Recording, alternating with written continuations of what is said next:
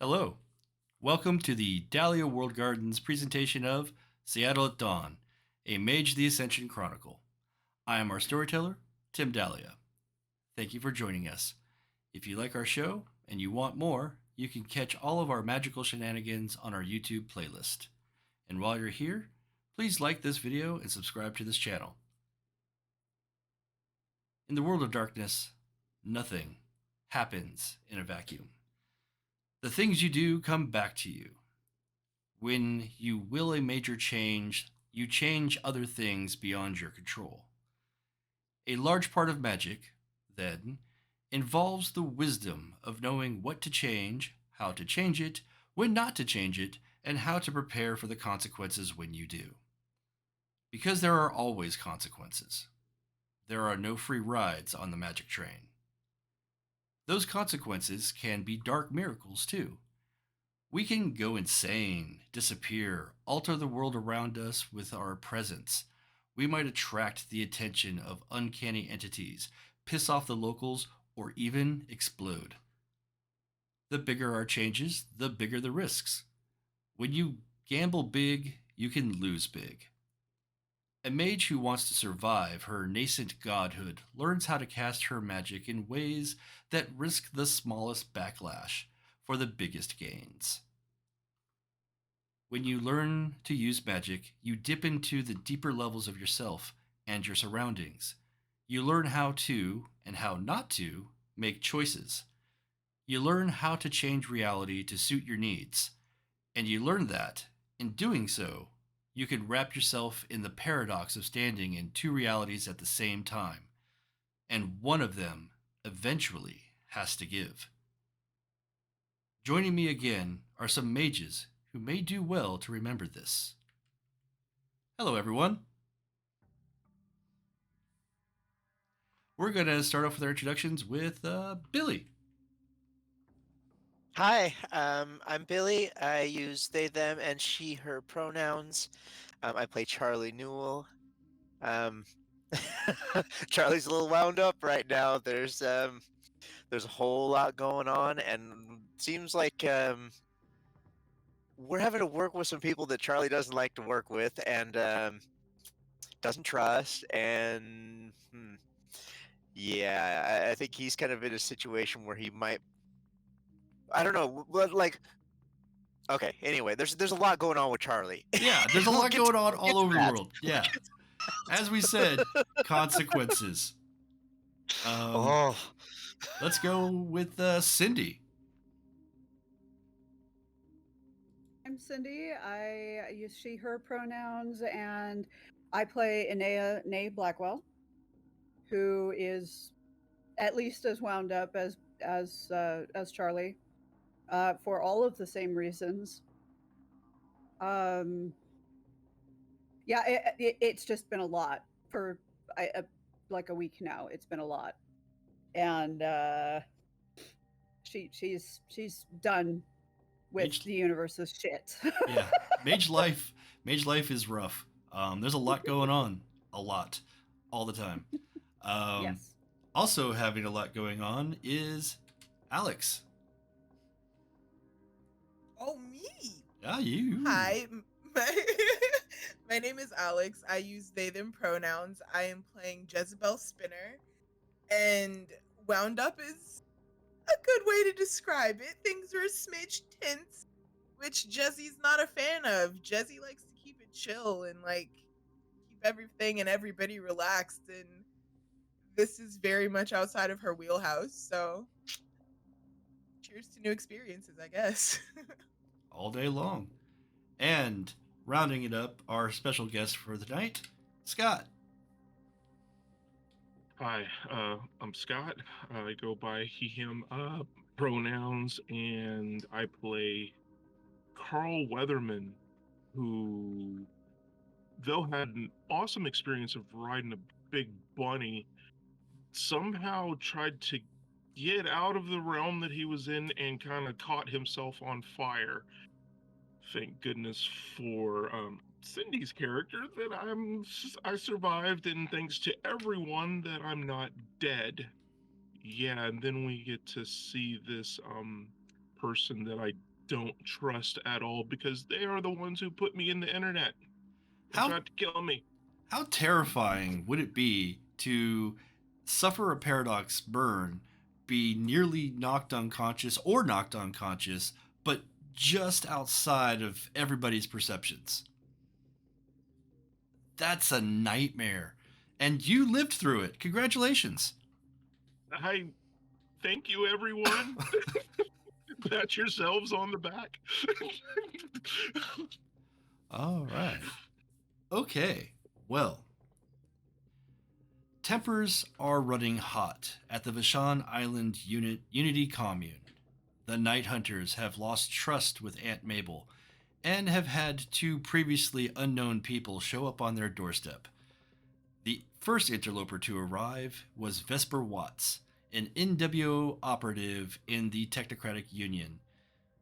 Their stated intent is to assist the Night Hunters with their owl problem, for the mutual benefit of the traditions, the Union, and consensus. With Aunt Mabel's help, their mental defenses are lowered, and it is obvious to Jezebel this operative is nervous and naive. They are there to follow their directive, and they fear the reality deviants and what they can do.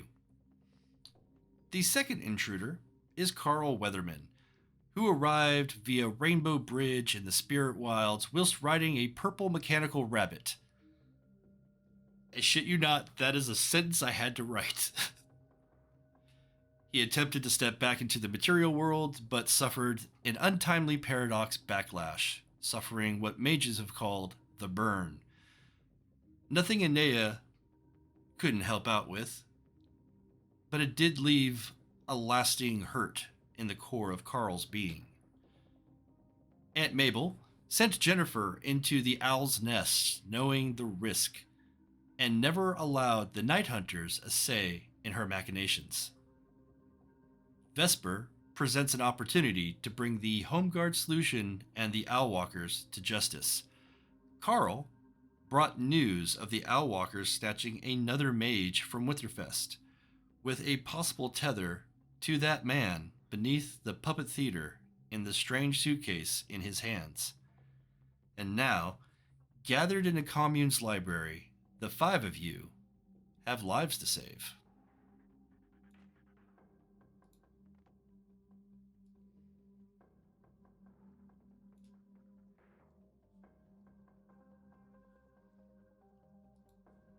So I'm just saying, put all of it, put like that.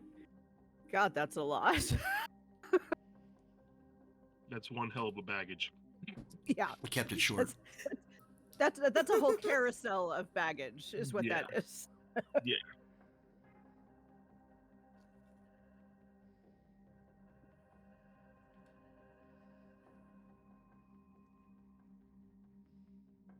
Well, what are you doing?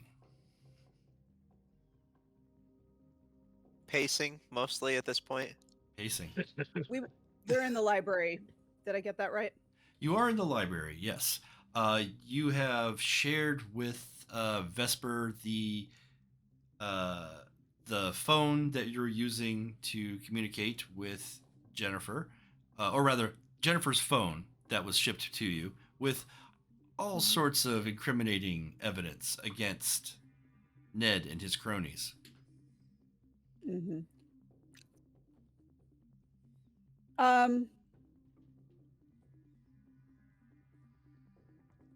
I am also wanting to put together a blog post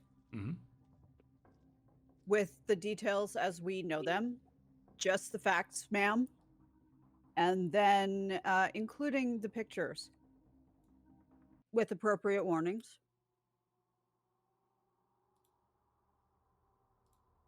And I'm going to set that to publish. And then I'm going to link that blog post to every media contact I possess. All of them. Okay.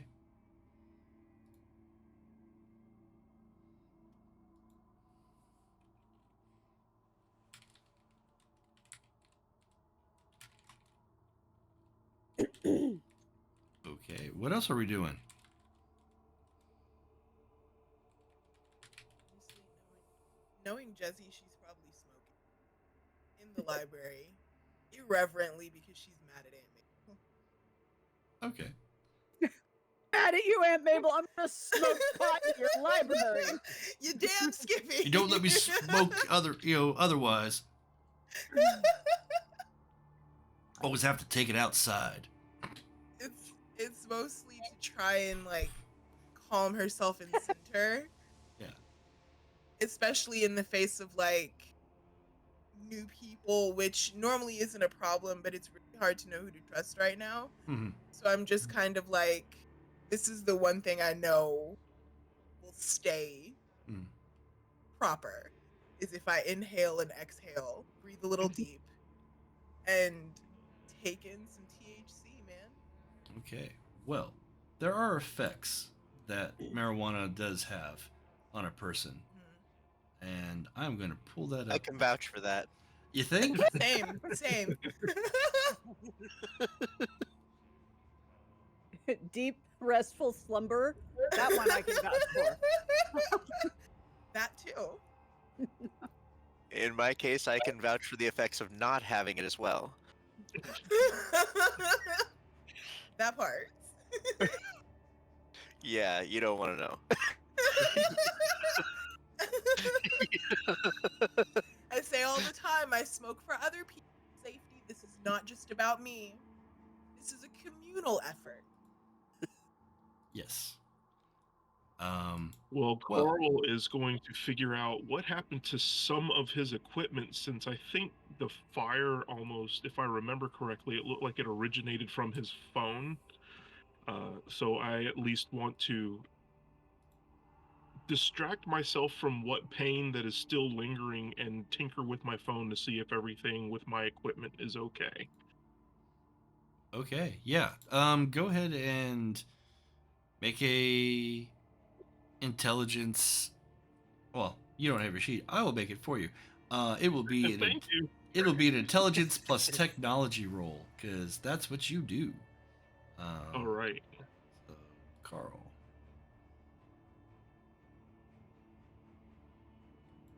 And you are still suffering from the burn, so there's going to be a -1, but Ugh. that's okay.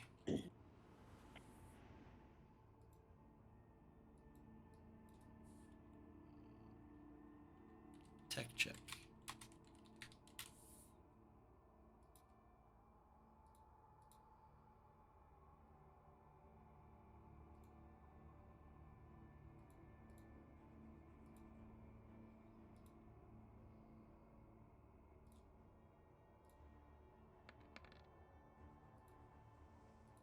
Okay.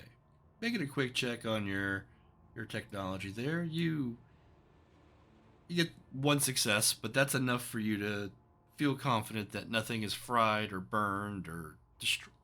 Right. Everything seems to be on the up and up. For you, it's definitely seemed more of a reality backlash more than your it was mostly against you. Your technology just happened to be in the way. Gotcha. As far as the cannabinoids here, Jezzy, make a willpower roll. Willpower. Just the button, yeah? No DC Yes. mod, right? Correct. Okay. And difficulty 6? Yes.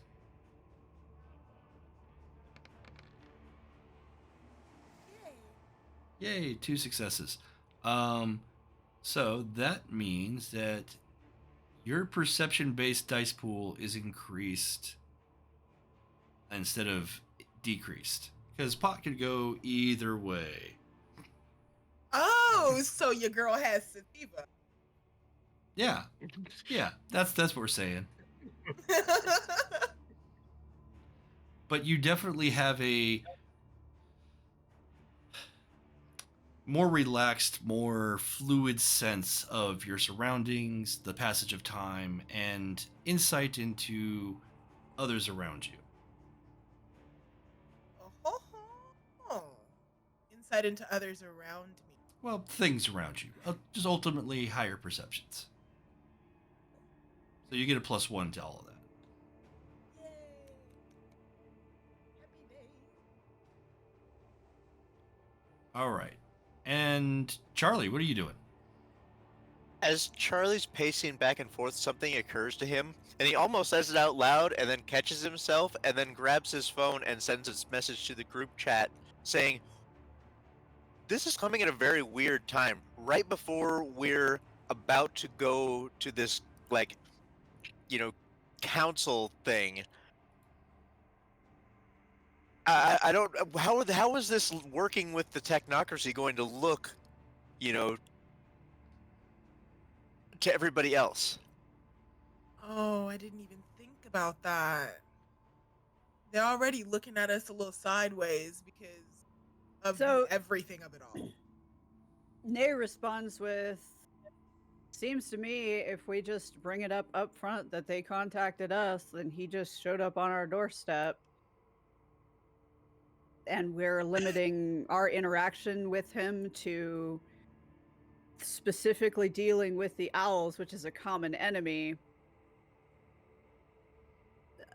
I Just- I agree, but maybe we should send a message to Like, Mark or somebody on that side of things. Frosty, and maybe both to Frosty and to Mark. I was thinking Frosty too. Anyone can Okay. see that. Well, obviously Charlie's going to think of Mark first. Yeah, Fair. I would hope so. But poor Vesper is seated in the seat most likely to have a computer with it, and he's sitting there very straight and very. You can see he's a bit annoyed by the smoke. It's he's got allergies, and he's kind of he's trying not to let it affect him. Say it with your chest, Vesper. Say it with your chest now. So, you got. I was going to. Did you guys want me to? I mean, I'm going to. I think maybe let my superiors know what you have on this phone. Maybe that have them was the take a look at plan. it. Yeah.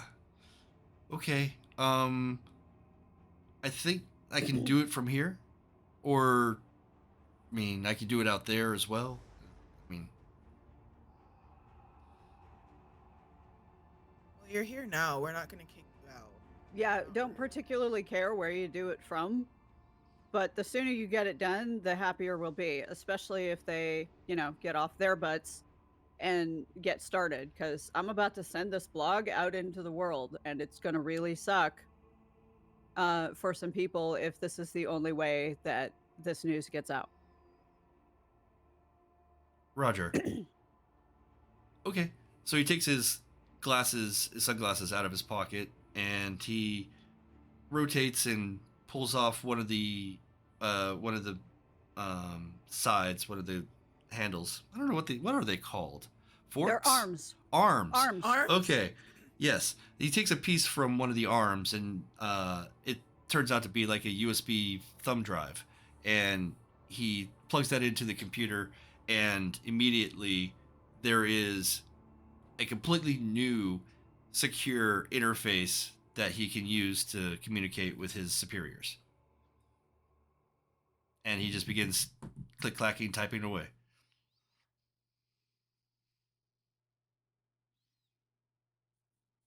So I have a question. Yeah. Be in thinking about this tribunal and everything, are there documented cases? Is it like a courtroom where I can look up precedents and stuff like that if I decide I wanted to research the tribunal and the procedures and stuff?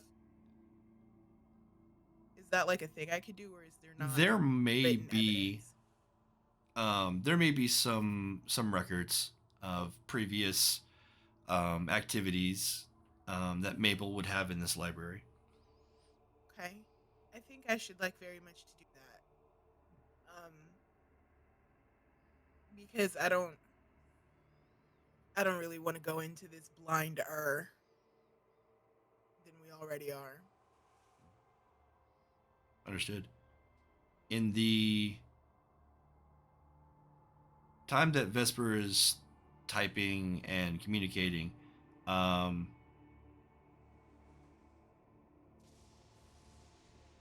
Carl, you feel the suitcase that you have kind of jiggle a bit.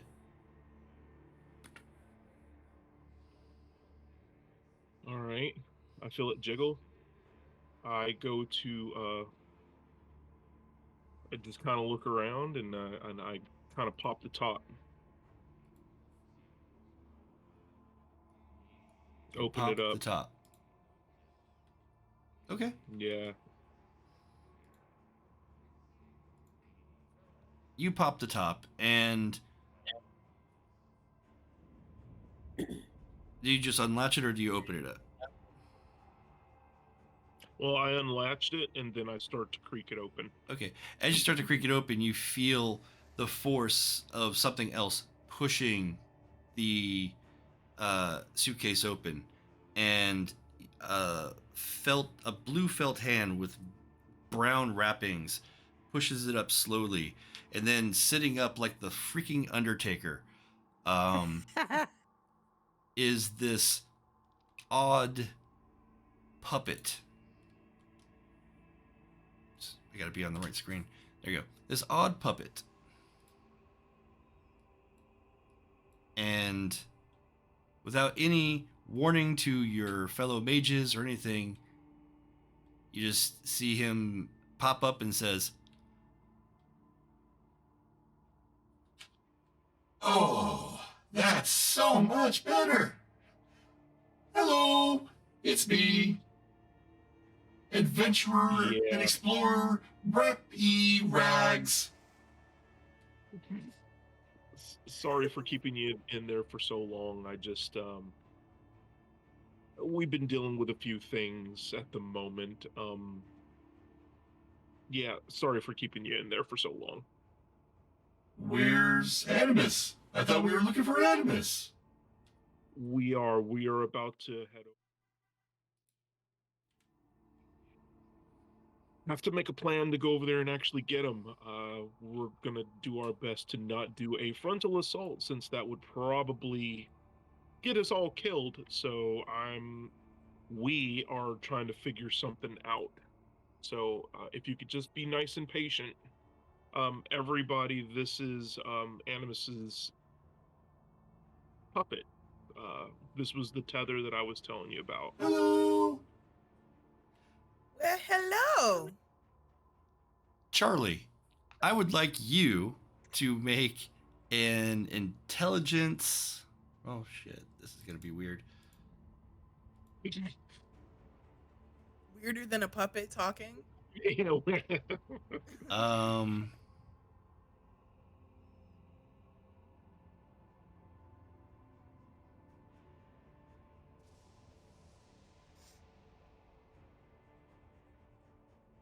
I'm going to say intelligence and empathy roll. Let's do that.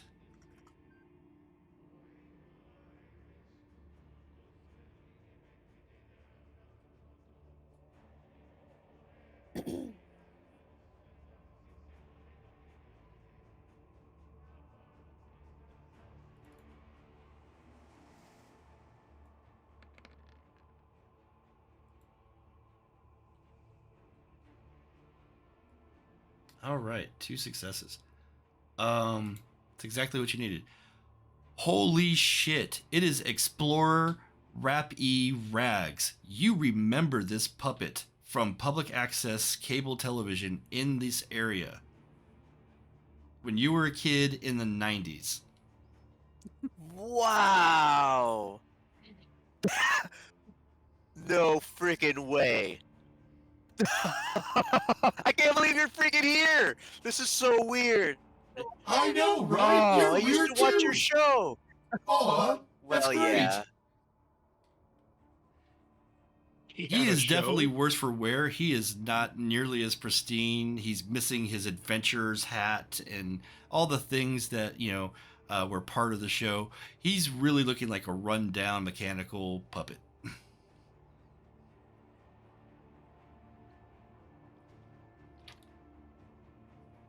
I'm carrying someone famous. Well, I mean, locally. In the 90s. Okay. Um, yeah, this But definitely was a part of my childhood. Oh, okay. Yeah, so they took his puppet master, Animus. Animus Vox. And, Oh. Of Animus Vox Productions. Yeah. AV Productions. That's You remember the- the logo is kind of this, bright, rainbow thing. AVP. Oh, yeah. Yeah, that sounds very, very familiar. I remember the logo.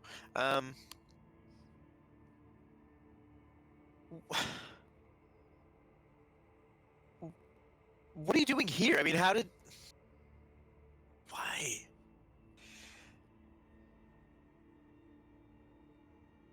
This is really confusing. Yeah, I went to go talk to him, and that's when the whole shaking and the shadow people and stuff came, and I managed to grab him to try to find him, so that I figured that there's got to be some way of tracking tracking Animus through Rags. So I grabbed him really quick.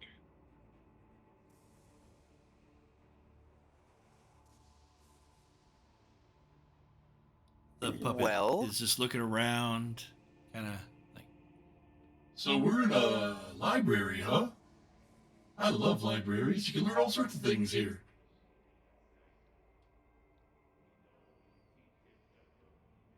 This is my aunt's library. And I do learn a lot of things here. At the very least, I used to. the puppet pushes itself up and stands on its very thin legs and just kind of starts walking towards you, Jesse, with its hand extended. Well, aren't you the cutest? Hello. I'm I Raps. give him a big shake. I'm Jezzy. Jizzy. Okie dokie. Yeah. Raps is my new friend. This is my new pal. I want to be your friend too.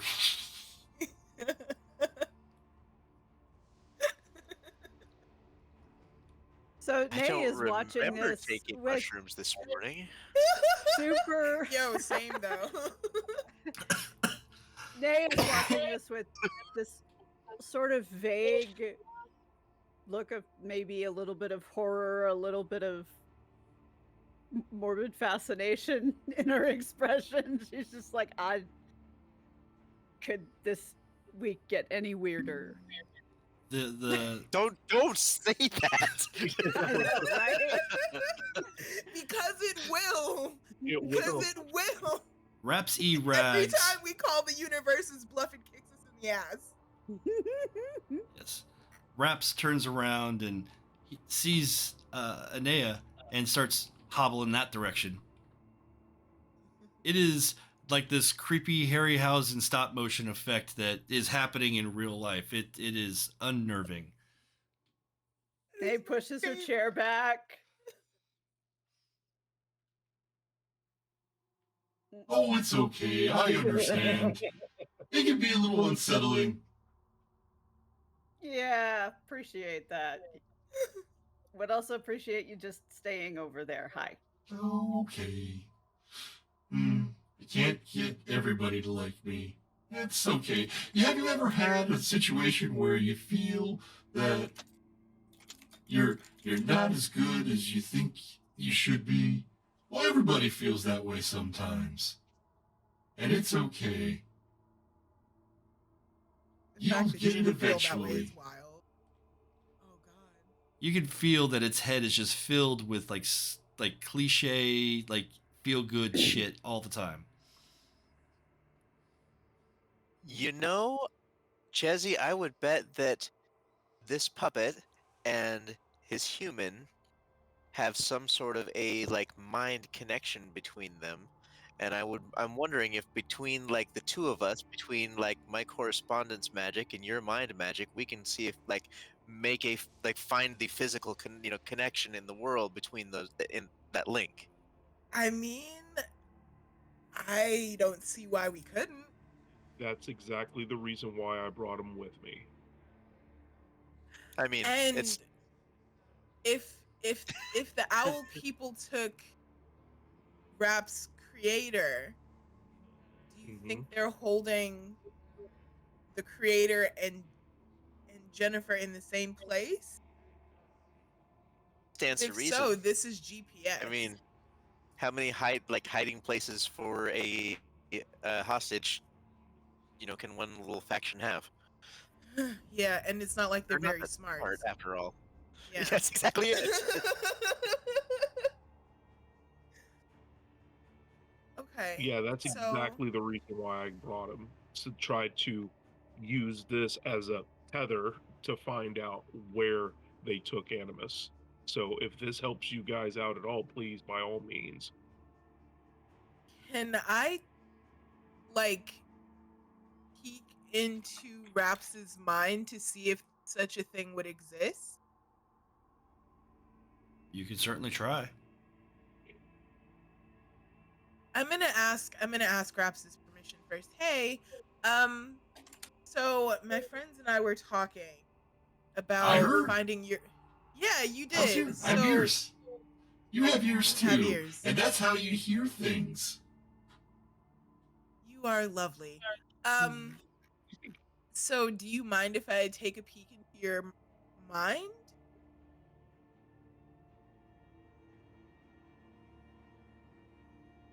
I don't know what.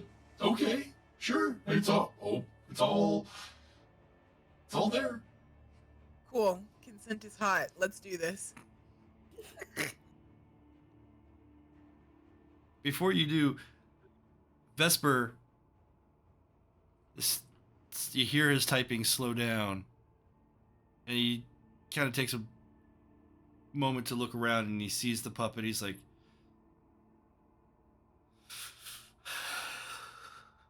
he goes back to his typing. I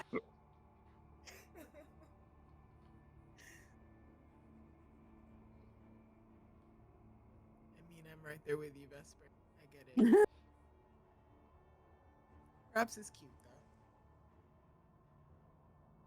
So for While Jezebel, they're doing their thing, I would like to at least call my faction and let them know what's going on. who you calling? Like, I want to call at least the lady who sent me out to recruit and let them know where I'm at and what I'm doing. well, you found that was kind of a ruse. That was Mary Burnvox. That was kind of trying to get somebody to work with her son that didn't necessarily work with the technocracy. Okay. There's nobody in the Dream Speakers that are specifically looking to recruit people. You either are Gotcha. or are not. And as you become part of the society, you learn that, hey, Daniel Ribeiro is a good guy. You met Animus Vox, and now here's Inea. There is not a very strong hierarchical structure, other than respect for skill and of course, elders. Right. Some have elder veneration, not all. All right. So I'm just looking at the puppet. Okay. So, Jezzy, you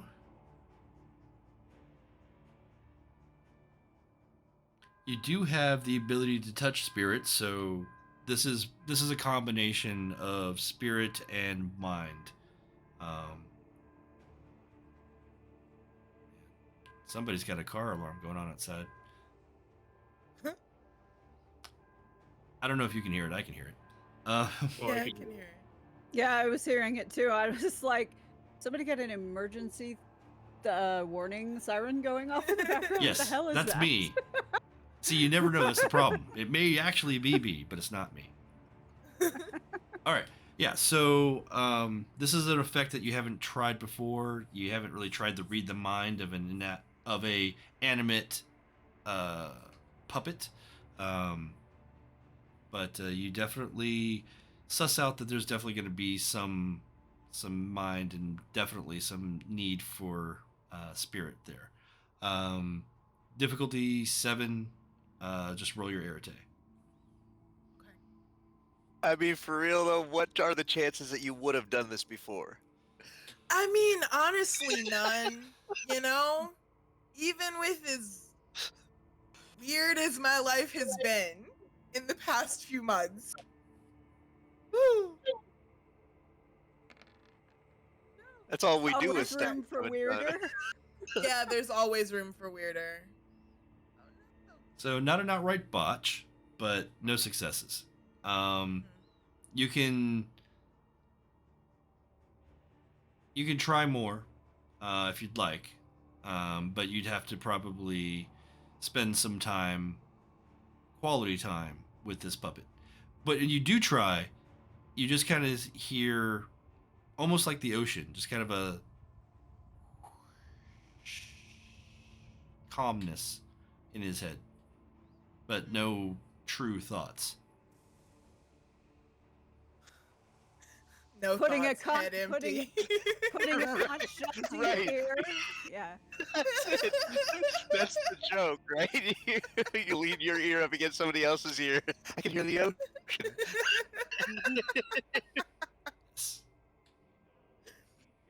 And we are talking about a puppet. Yeah. A little bit empty-headed, perhaps. It is not even Pinocchio. No strings on this one. No. You do see in the suitcase there is this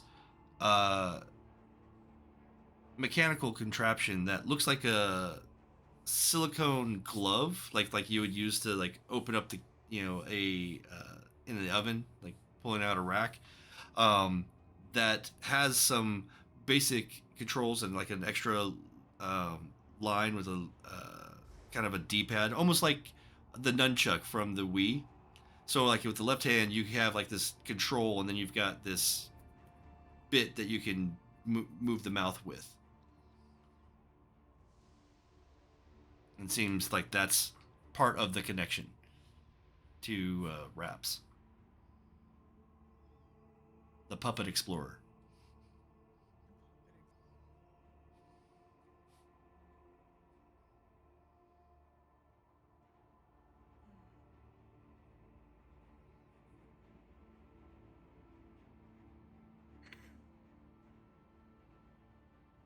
And as you are working with Raps, you hear Vesper kind of finish up. He takes his drive out and he puts it back on the glasses. He actually puts on his shades, hoping that It's him. What's that? Can I correct you for a second? Vesper uses they them pronouns. You're correct. That is very correct. Sorry. So they put on their glasses and they just feel a little bit more comfortable having that wall around their face. And they're like, okay. Nay is starting to feel that whole idea. Okay, well, I just got off with my supervisors, and they have authorized following you and assisting you with any destruction of reality deviants associated with the owls. Weird owl things.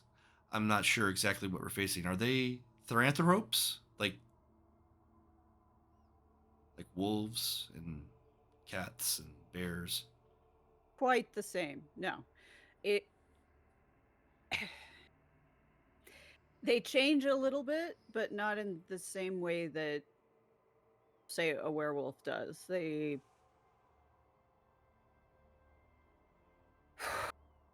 is mostly a spiritual, almost possession, but they do have physical changes that they go through sometimes, not always. Mm. And the fact that they are possessed is only obvious once they do that change. Otherwise, you have to be using spirit sight in order to catch it, which, if you have it at your disposal, I suggest you start using it regularly. Okay. Pan-dimensional entities it is. Got it.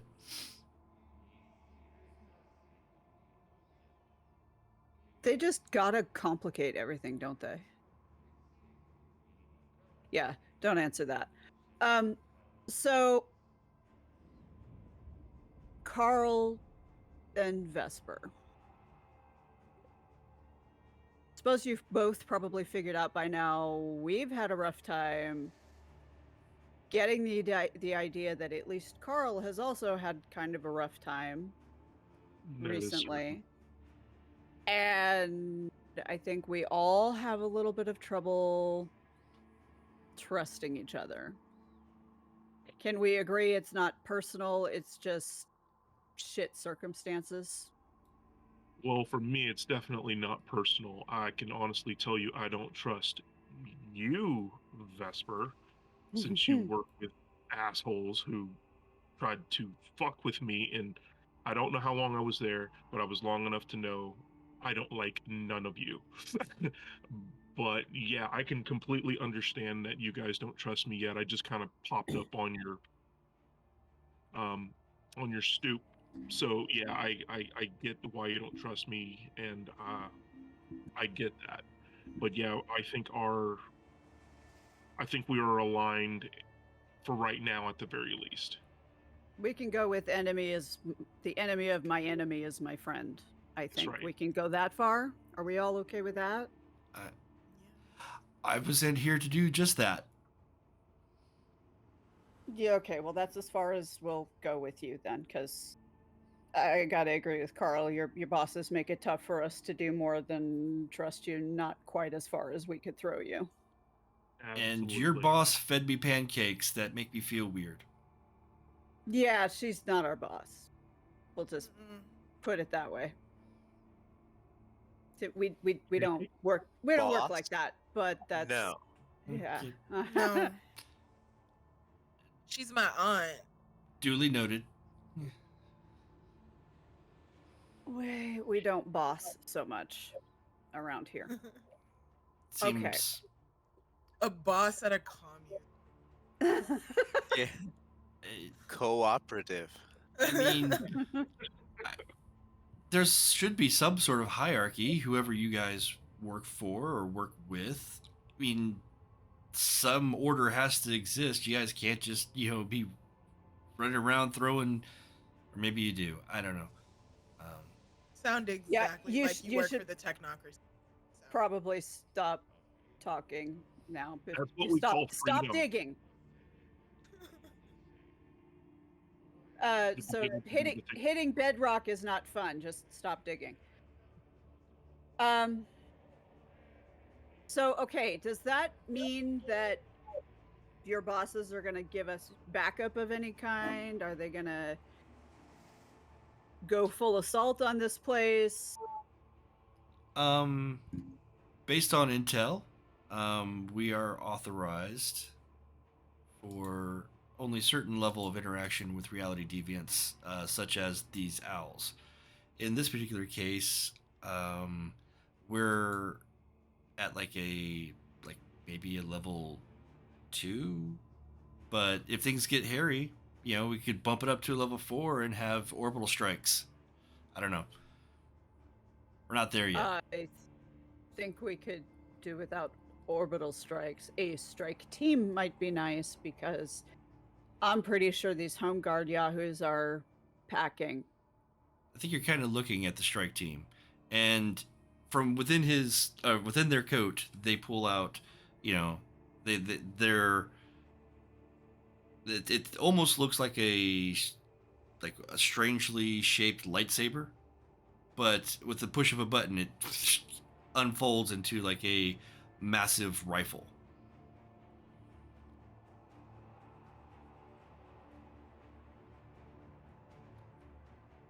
I think I am the strike team.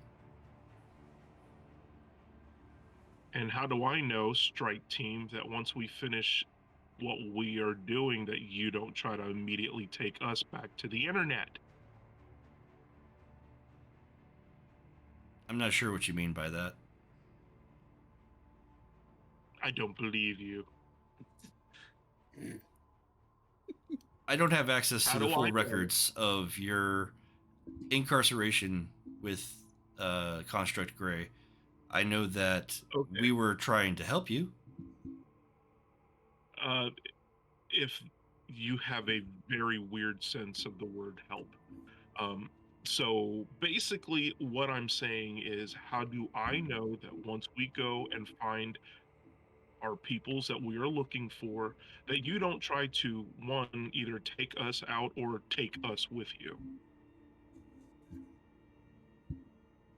At this point, none of you are designated targets, and you haven't done anything to really escalate that.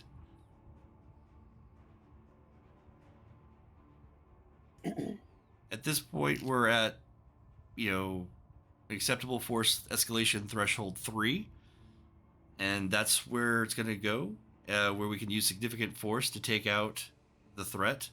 You are acceptable risks, but are not targets.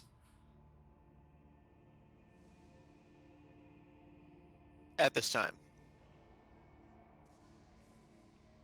Situations on the ground are always fluid. Field ops are messy sometimes. Ah. But It could get messy and you could become fluid. I could see that happening. I mean, we're just Well talking. said. I'm Right? trying to be nice here. I I don't have ate to your be nice here. pancakes, and they were delicious, and I'm, I've got authorization from my superiors to, assist. In fact, that's exactly what they want me out here doing for you. And we can't allow these Nazi assholes to flourish. They are a detriment to all of human society. And yeah, we may disagree on certain things about consensus, but I think we can all agree that Nazis are bad. Okay, well, we can't argue with that statement, or at least I can't. No, I agree with that. And this lot is a set of aggressive, jackbooted, wannabe patriot Nazi scum. So I think we can all just work from that. Thing about it is, if we're talking about it just being us, they're waiting for us. Well, let's find out where they are, and then we can adequately set up a perimeter.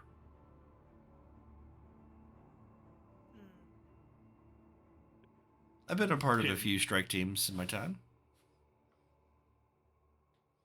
I think my character sheet has something on it that I can see if an object is being manipulated. I In think which it's way? one of our roads. Like with Like matter or tether? I can't remember. I wish I could see my sheet. Well, yeah. So you've got a. Are you talking about like your magic abilities, or are you talking about like an object part of your gear? No, my magic abilities. Okay, so is it one of your rotes? I believe so, yes. And what are you attempting to? What are you thinking about? What are you trying to do? Well, I was thinking try to see if I can see how Rags is connected. Like if it can show Okay. me where he's being controlled from. All right. Yeah. So correspondence one effect, sense connection, allows the mage to determine Yes. if an object is being manipulated remotely or if two patterns are connected. Yeah, absolutely. Yes. Any of See you if I with can one see the correspondence would be able pattern. to do this, but yeah. You can definitely make an arete roll with a +1 or even a +2. Yeah, I can do that for you. Here we go.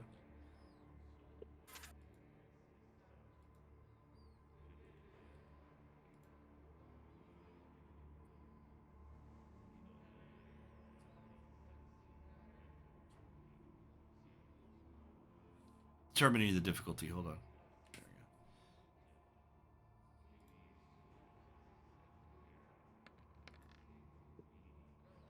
we go. All right, Carl. 2 successes. What do you do to glean the connection, and how do you track it to, if there is one? Well, I want to use a combination of a string of knots that I have Okay. to try to discern the connections that Rags has to Animus, and then I want to use my phone to see if I can follow that connection. Okay. So as you work with Raps, as you try to get some assistance from him, he you're manipulating him with the rope, and he's like, I don't need string. I'm not that type of puppet. Yeah. Not Just hold tickles. still. and now you have a tickle me Raps. No. So, but you perform your ritual, and you do sense that there is a strong correspondence connection between this entity, the spirit that is this puppet, and the life force that would be Animus Vox, and that it is a very, very strong connection. And tethering that with your phone with Selma, you can kind of get a general direction. With 2 successes, you don't have like an exact pinpoint, but you know it's to like the southeast of where you're at. Okay, I kind of just, you guys see me doing this knot thing, and I kind of try to put it to my phone, and I'm looking, and I say, well, it looks like at least Animus was taken in this direction. Maybe your friend is there too. I don't know. Nay But at takes least a look. Nay leans over to look at his phone and tries to tell if it's if he's pointing in the general direction of where the Calhoun's is. Is it in the same general direction? Yes, it is in the same direction as Callahoun's bar and grill. There's like a slash through the grill, but yeah, it's a bar now.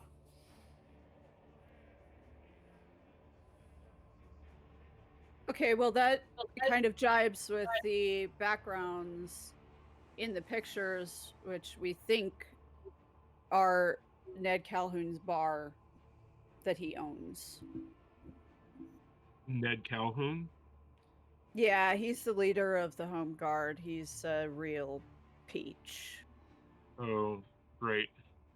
Vesper speaks up. Yeah, Ned Callahoun, dangerous individual, seems to be involved in paramilitary operations here in the United States. Seems to have at one time been a part of the army, much like myself. But he had a falling out with a group of reality deviants, They call themselves the Knights Templar. They're usually pretty benign and usually don't get in any trouble specifically with anyone. But they can, especially in the Middle East, get pretty violent.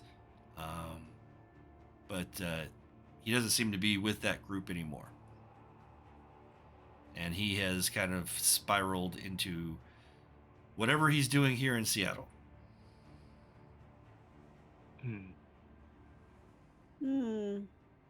So we can confirm he was always a racist twat. Okay. Well, no, the Knights Templar are not typically known to be racist. They are, except in the Middle East. They are protecting Christians in the Middle East. They are typically, from what we understand, the crafts, though weakened by modernization, still exist and still attempt to hold sway over their, I guess the best word would be constituents or cultures. So you've got like groups like there's one called the Sisters of Hippolyta. They tend to operate and work with a lot of the homeless, downtrodden, specifically women in at risk. Whereas the Knights Templar, they help with Christian communities that are at risk. In the Middle East, you specifically said that they get violent in the Middle East. Well, there's this a group called the Ali Batin that I know about, and the Taftani, and they work together with the Knights Templar. Usually, it's the masses that are outside of those groups that tend to cause trouble, and usually the groups are pretty benign, from what we've ascertained in the past, intel for the, well, at least what I've read. Oh, that explains why he's not with them anymore. Okay. They weren't extreme enough for him, I guess. I suppose that's one take. Yeah. Hold on, I'm going to switch out earbuds here.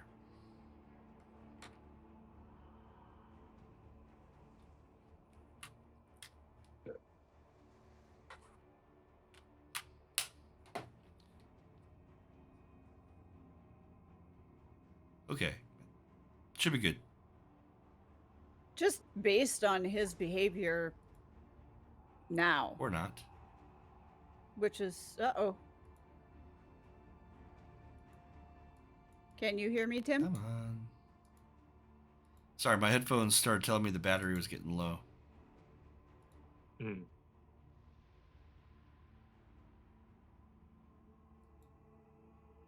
my fault. I didn't charge it. See, I told you this was what I was more concerned with than instead of my keyboard, right?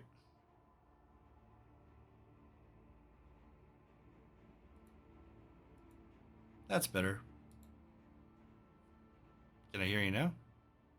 Can you hear us now? I can. It's just on the wrong side of my head. Naturally. But I'm all right with that. Okay, so you get a little bit of info dump from Vesper. He seems to have a mild understandings of some of the political theater happening with the disparate alliance. Well, I got to be honest, based on Ned Callahoun's behavior now, I'm going to guess that groups he's been with previously weren't extreme enough. Or he couldn't get to be the queen bee, either way. Conjecture, but possible. Yeah, educated conjecture. Mm-hmm. All right, so look, if we're going to go in and get Jennifer and... I'm sorry, what was his name again? Animus. Animus. Jennifer and Animus. we're going to need somebody or somebody is to get attention and distract from the attempt to get in and get them. Because going in guns blazing is just going to get us killed. I agree.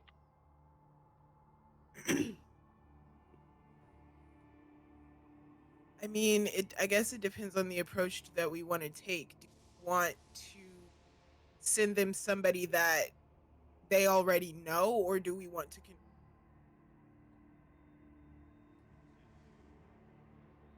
Well, all right. So here's my thought. And it just came to me based on Mr. Strike Team over here.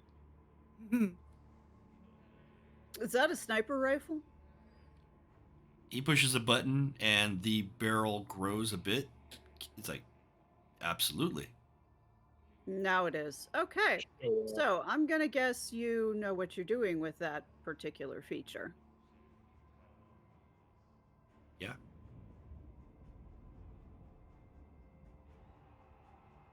He pushes another couple set of buttons and it folds in on itself and he puts it back on his belt. Or their belt, sorry. He's got that Ben Affleck look. Sorry, they have that. Yeah. Feel it. Okay, so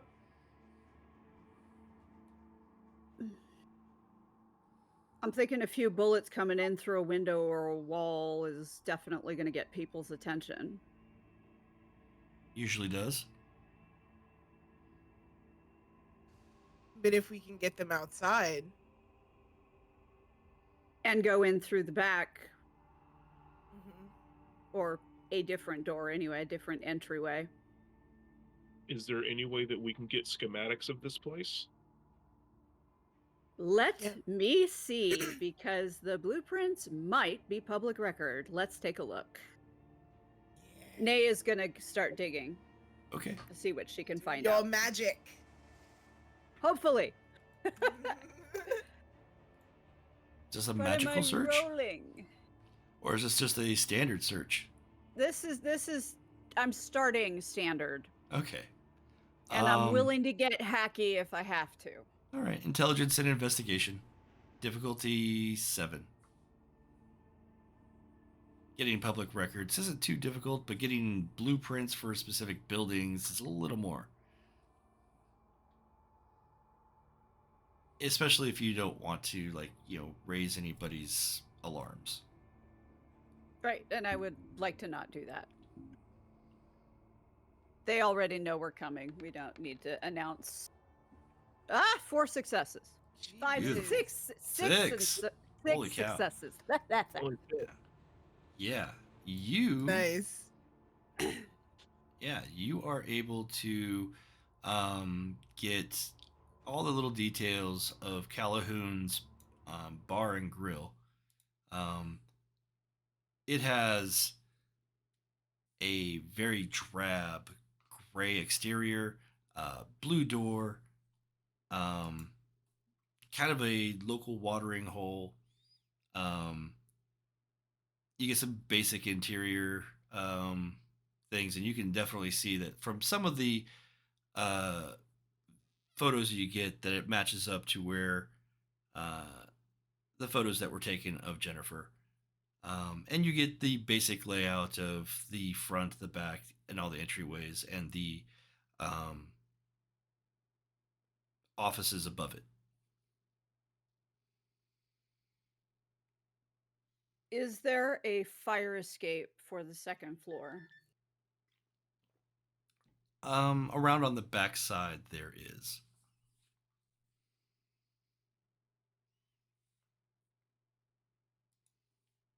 Is there a basement?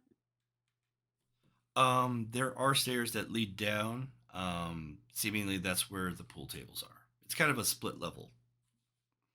Okay. When you enter. And are there windows into that basement area? No. It seems to be completely cut off from that.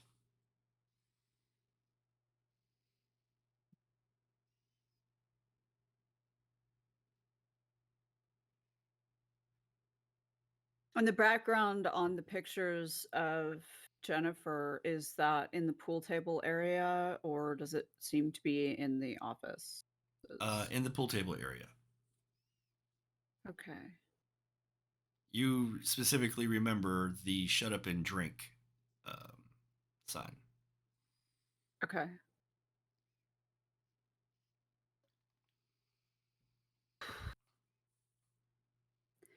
If they are keeping her downstairs, if they are keeping them downstairs, we have a problem.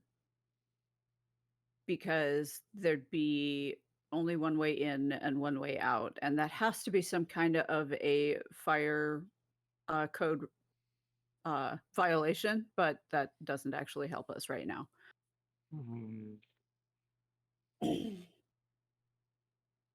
I was thinking that maybe maybe I could run interference in the front, get everybody's attention, as long as I can get somebody to back me up.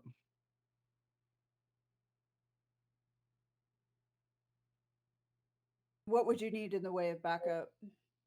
Um, just watching over me, making sure I don't get killed. um, I have a couple of tricks that I can put out and just start fucking shit up. Okay. As long as there's no innocents around. So I was definitely thinking of doing this long after hours because, yeah, there is that to be concerned with. And it's not just in that building, but in the buildings around it. Right. So, and the last thing we need is a whole bunch of sleeper witnesses to whatever goes down. Right. Because I can make some noise and draw them out. Can you get away afterward or even lead them off, do you think? That's what I'm hoping, that I can draw them out and leave a pathway for whoever goes in.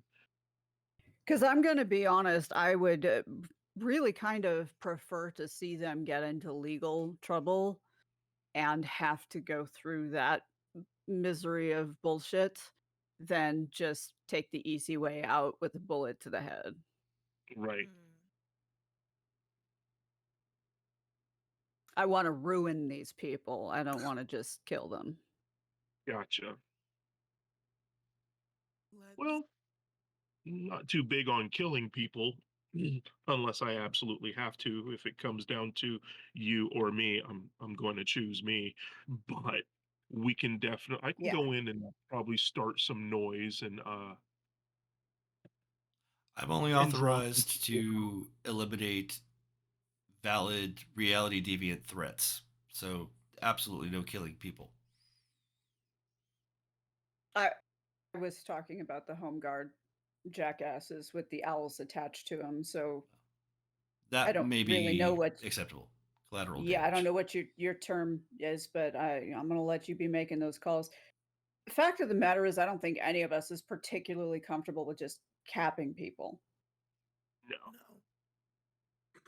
And I like I said, I want these people to suffer as much as possible for what they've done. Yeah. So I guess if you do have to start using that thing you've got stuck in your jacket, kneecaps are an acceptable target.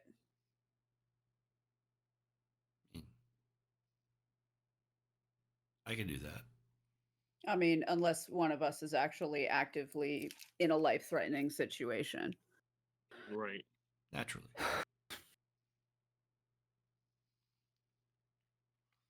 Okay. So okay, you're going to scope this place out? Or are we... I think that they're looking for us. So if anybody goes to check this out, it's got to be the two of you. They don't know either of you. They know us. And they're looking for us. They're expecting us. Mm-hmm.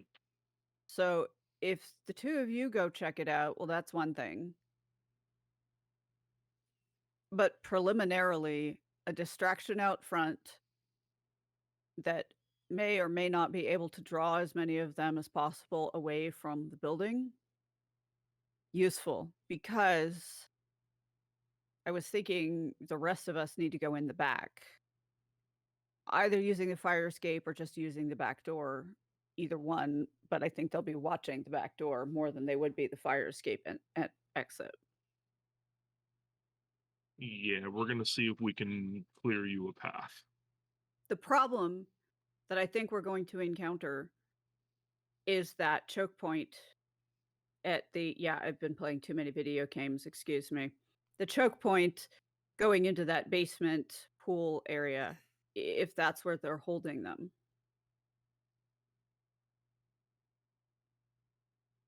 Because one way in, one way out, and two people could keep us from getting in there for all night long.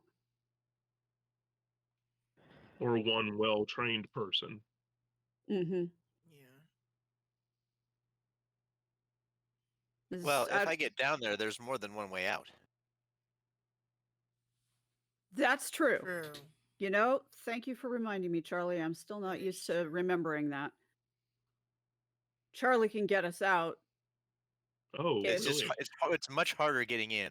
Yeah, if we I can don't get know in, that place, but if Charlie we get can in, get us out. then I can get you out. Oh. We have a getaway driver. Well, ish. Ish. I'm gonna say a ride in a car would be a whole lot more comfortable than Charlie's method. That said, I'll take Charlie's method over a Yeah. bullet to the brain. So Definitely.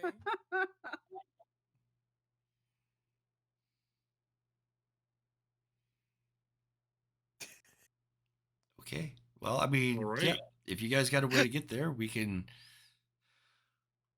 You were talking about after hours? So, like, late tonight? we're talking 3 in the morning. Okay. Good time. All right. Well, I mean, Cool, we got guess I time can to take a hit up nap. a rave. Let's go hit up a rave. Never been to a rave. Oh my god, they're the best. No, honestly, that is probably the last thing I want to do right now. But I just think of what Wonder, ends at about Charlie. 2 o'clock in the morning. Yeah. So why don't the two of you? We should be able to go ahead first, and at least you said this is a bar and grill, right? Yeah. Yeah. Well, at the very least, maybe me and Agent Smith over here can go over and take a quick look at just take a look at the inside. You know, a beer, a sandwich. Yeah. It might not hurt to do that, especially if you can. Ugh, okay. So Nea's gonna pull up names and pictures of everybody that she knows as part of the home guard. Okay. She's gonna chuck them into just a loose list. Yeah. And send it to. Is there a printer in the library? Yes. Send it to a printer. Just one copy. And show the guys who we're actually talking about. These are the known members that we know of who are members of the home guard. Vesper The home guard. takes a look at the papers that you print out, and they look at them, touch something on their glasses, move the next one aside, and they are uploading all of that to their Vitas. Which, yay. Let's rat these assholes out to the technocracy. I got zero problem with that. Indeed.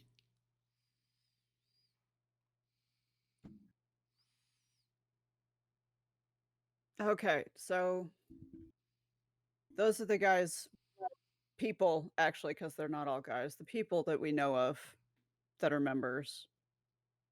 and still living. We may have inadvertently taken care of a few of them the other night. Oh, so you've And hurt them. Nay starts rubbing her hands like in kind of a washing motion, and it's very absent. She's obviously not aware she's doing it. Yeah, the other night was it got a lot out of hand. Wasn't fabulous. They attacked us, so it was us or them. Right. And like you said, we chose us.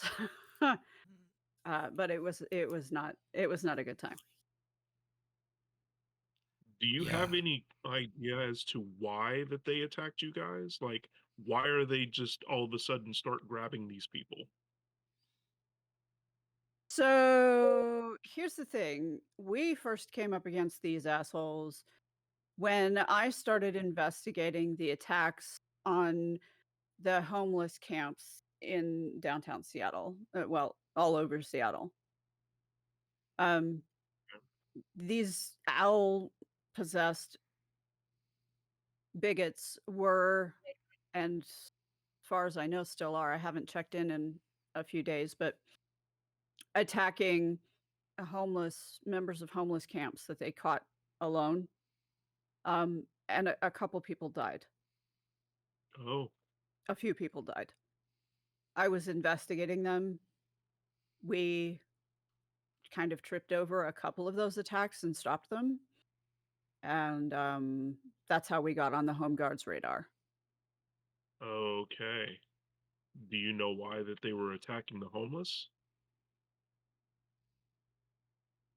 This is conjecture, but it fits pretty well. So, Big Owl Man, who we believe is the source of these owl shards to begin with, thrives on fear and hatred and those sorts of negative emotions. The stronger, the better. Of course. And Nazi fascist bigots like these are prime targets for that sort of feeding. And who's going to miss the homeless? Precisely. They're easy targets. They also oftentimes fit into their. Do you have to smoke that in here? I'm sorry. It also oftentimes for these xenophobic types fits into a scapegoat of listlessness and laziness and degrade of American values. Oh yeah, that's the Home Guard's official excuse. They're removing parasites.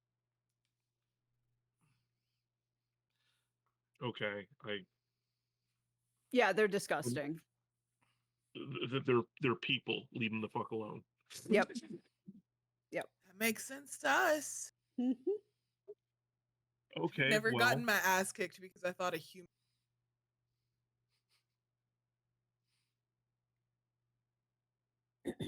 All right. Well, I guess if we're gonna do recon, it's gonna get too late, and if they're open in the afternoon, then we should probably Carl and I should go and do that.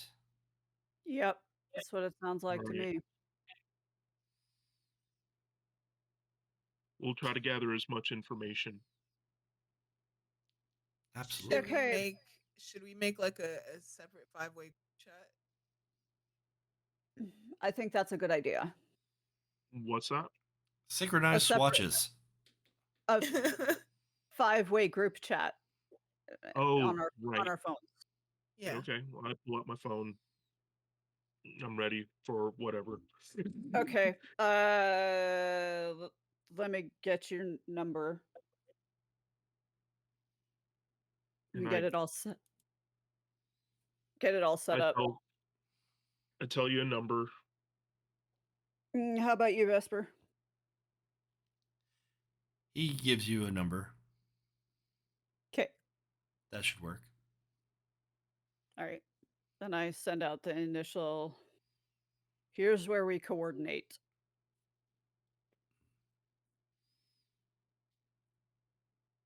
Vesper taps a bit on their glasses and adjusts.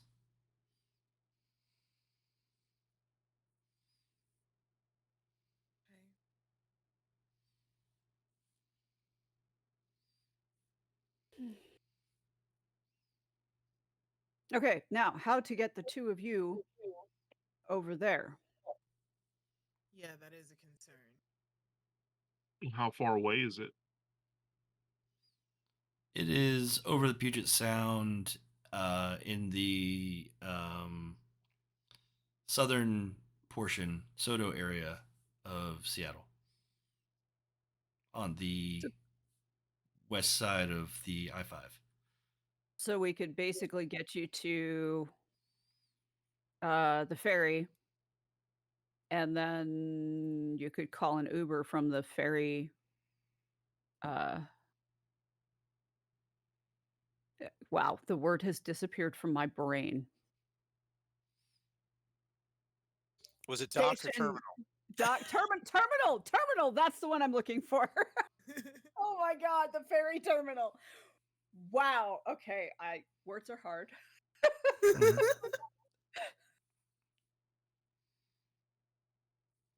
All right, sounds good to me. All right, yeah. And Agent Smith, if I sniff Watts. any problems, It's Operative Watts. But you can call me Operative who? Vesper. Gotcha, Agent. You better have my back. Of course. I've never left a man behind.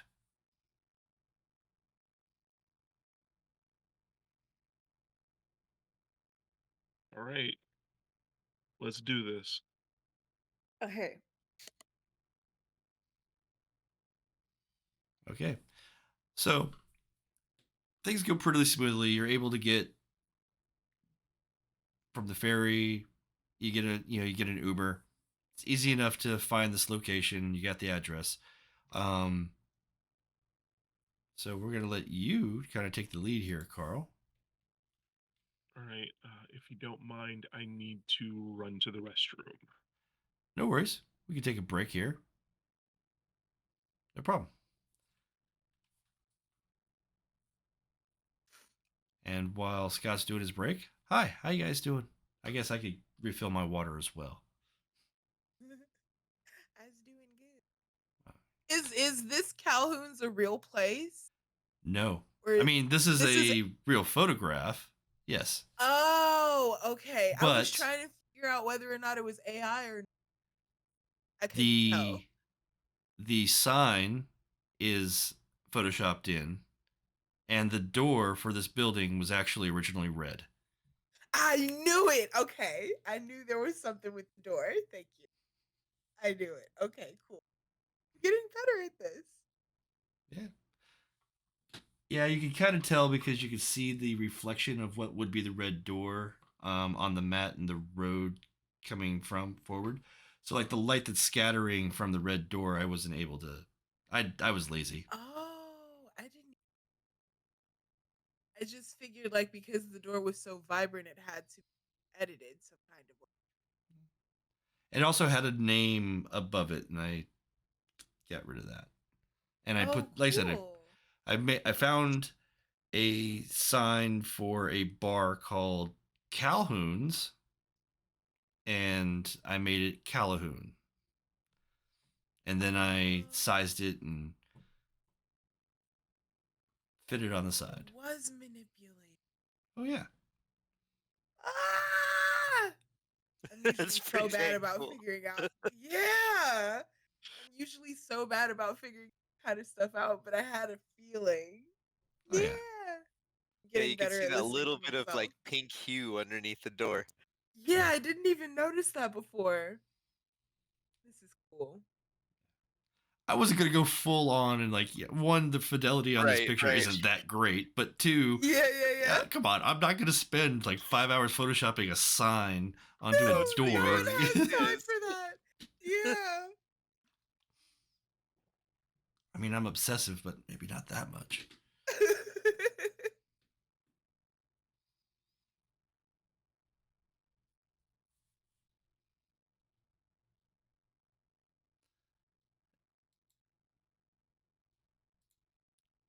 Maybe I can. Yeah, I'm gonna find this. It'll be 1 second here.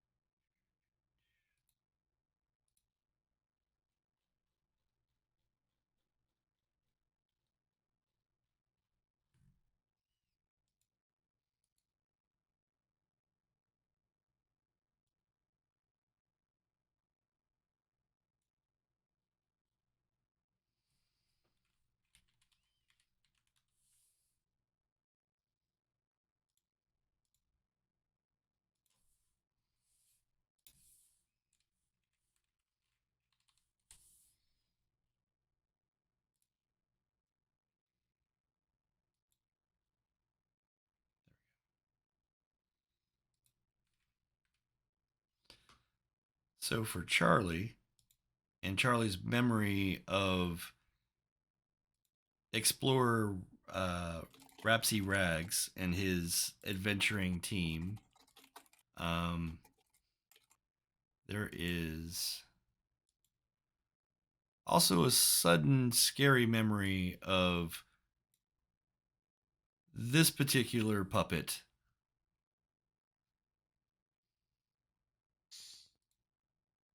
Oh, I beg your fucking pardon. it's Tammy Faye Baker with a beak.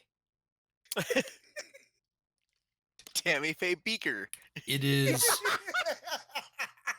AI generated of Miss Piggy as a chicken. Oh my god. The lashes. The fact that my good sis has on the 25mm minks. I cannot. I cannot. Tammy Faye Beaker. Oh my god, I die.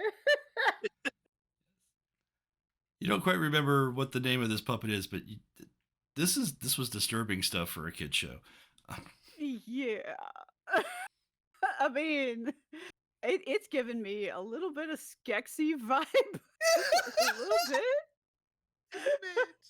Yeah. Just a smidge. I think it's the eyes. Right. Yeah, the Big, Skexy was a wide, little more crazy eyes. Skexy with feathers. Woo! They Or well, more feathers. More feathers, yeah. They had a little bit of feathers. It was they had not some very- plumage, mostly just like skin and yeah. It, That- yeah, it was gross.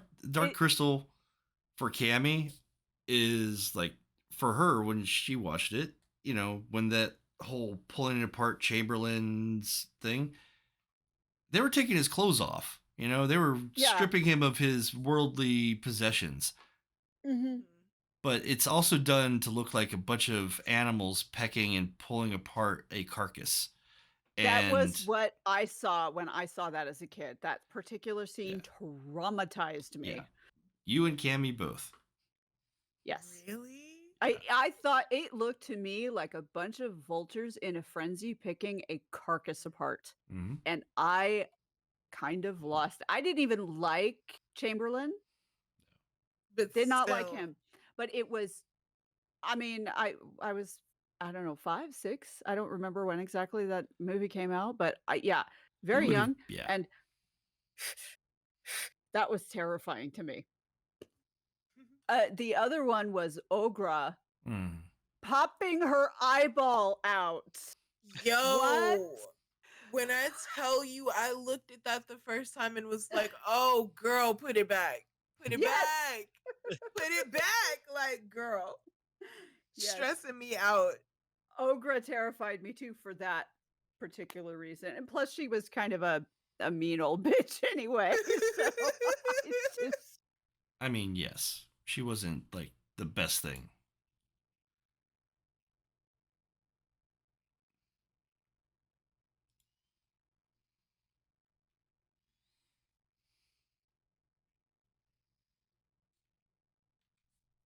And we're all back. Yay!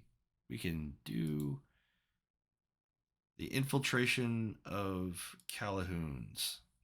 Assuming that's what we're doing. All right. All right. So, not difficult for you and Vesper to get to the location. How do you like to proceed? I would definitely like to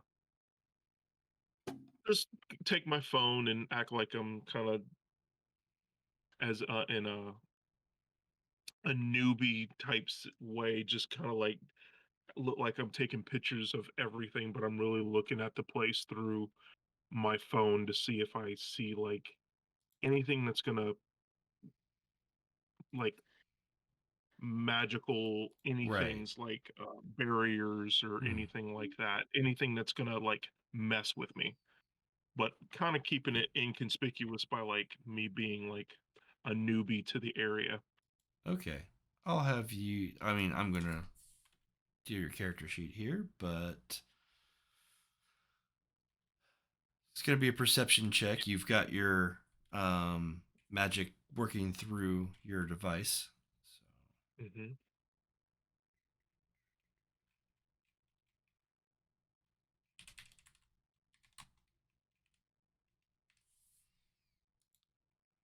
Make that perception plus awareness.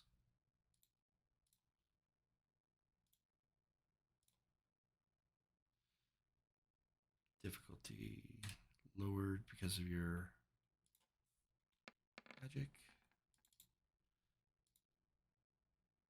Okay. 2 successes. Awesome. You get. You feel. You can see, like, there's flowing electricity to the building. You can see the spirits that typically work with technology and urban environments. You're pretty familiar with them. They seem to be doing their part to keep things running. Um, Beyond that, there's not really much more. You can just kind of see the general vibe of the area. They seem to be just like working hard as they are meant to do. Gotcha. All right, I kind of look at his name's Vesper, right? Correct. Their I name look is at Vesper. Vesper and say, "All right, Agent Smith, how do you feel like going about this?"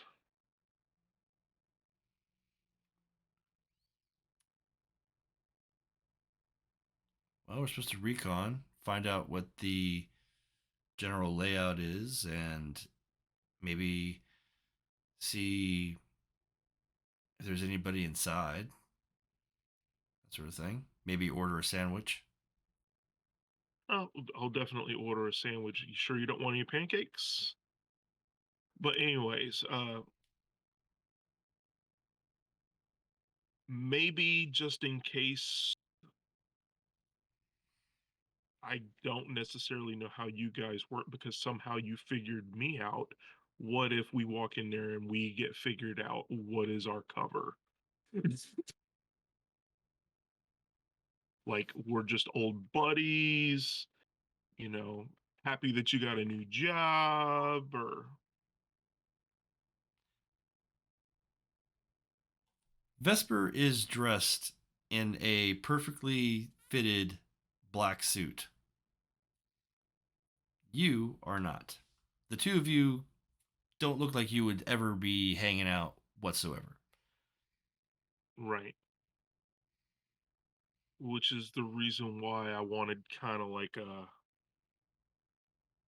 it doesn't have to go in depth, but just a small cover story saying like, "Hey, so what are you guys doing?"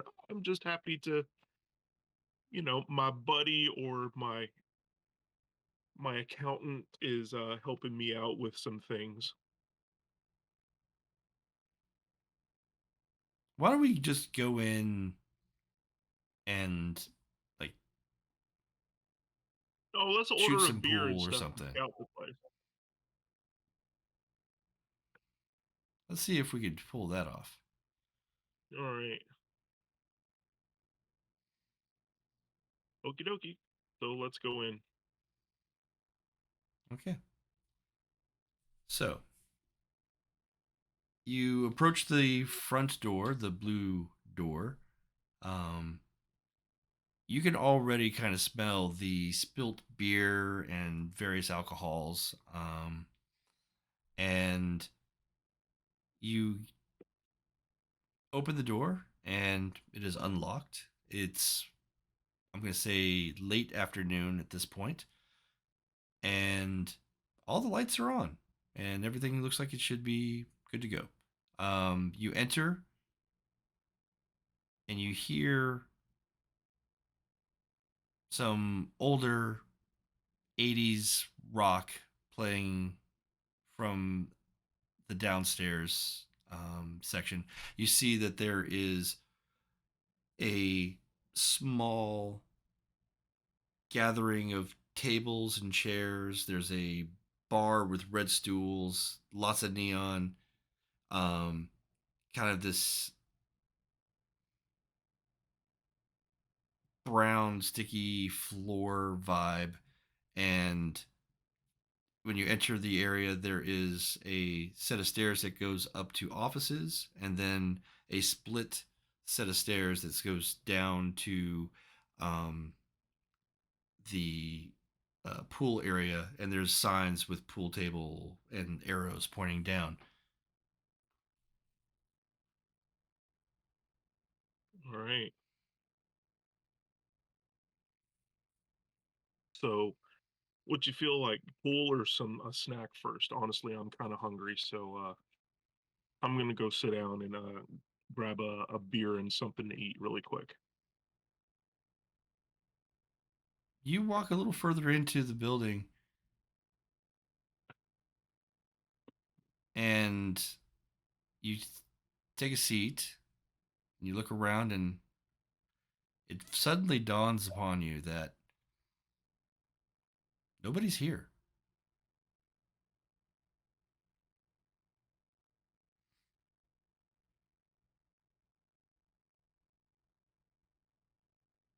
Um.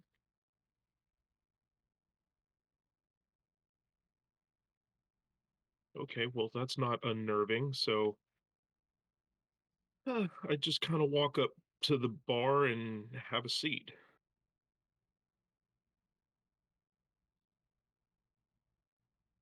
Okay. Vesper follows you, standing behind you. They're looking around.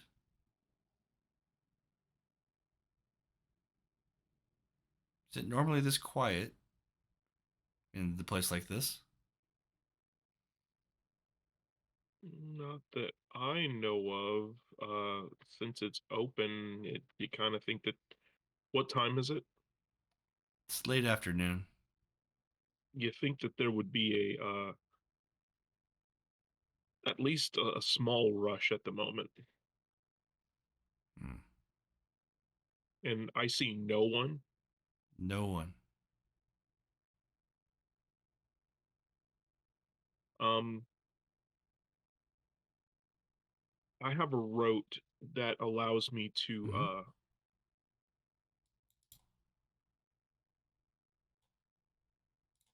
think of people like behind. I think it's like cover or something like that.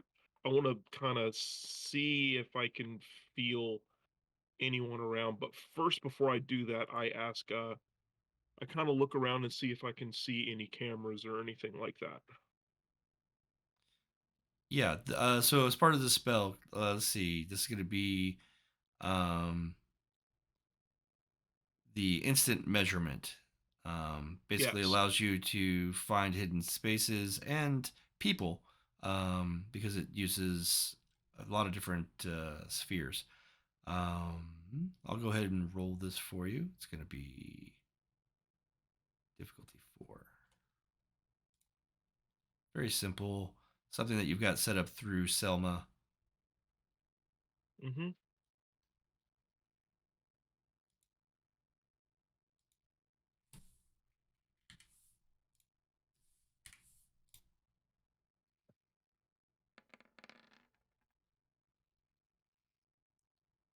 You,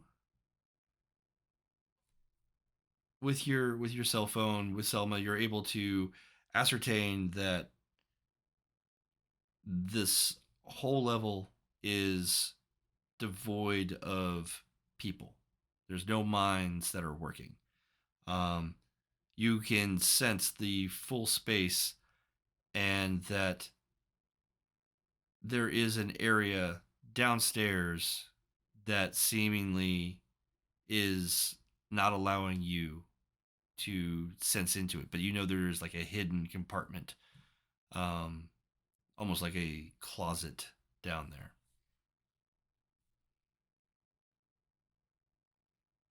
Well, I kind of let Vesper know what I've found out, just not out loud. I kind of want to be inconspicuous about it, just in case we are being watched. You do see that there are cameras. Your effect does let you see that, and you know that those things in the corner. Periodically, there is definitely some form of surveillance for this room.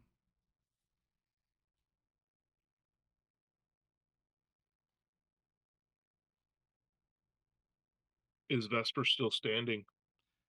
They are standing, and they are holding what appears to be a very shiny pistol. A little bigger than your standard Glock, but appears to have some extra buttons on it too. He's holding the pistol, like, out? Mm-hmm. At the ready. So this is how you do recon? This is how I keep Holy myself shit. from succumbing to sneak attacks. Okay, I just kind of pull out my phone and I start texting the group, letting them know what I feel, what's going on. We should look around. There might be more clues. Maybe find out where people are. All right. So I know that there's a place down over here, but I don't sense anybody on this floor. Roger. And I think we are being watched.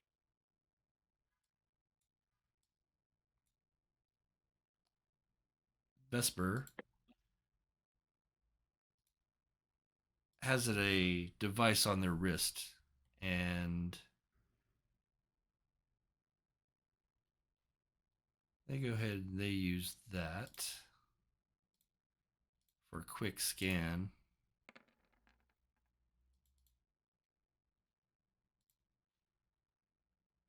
Three successes.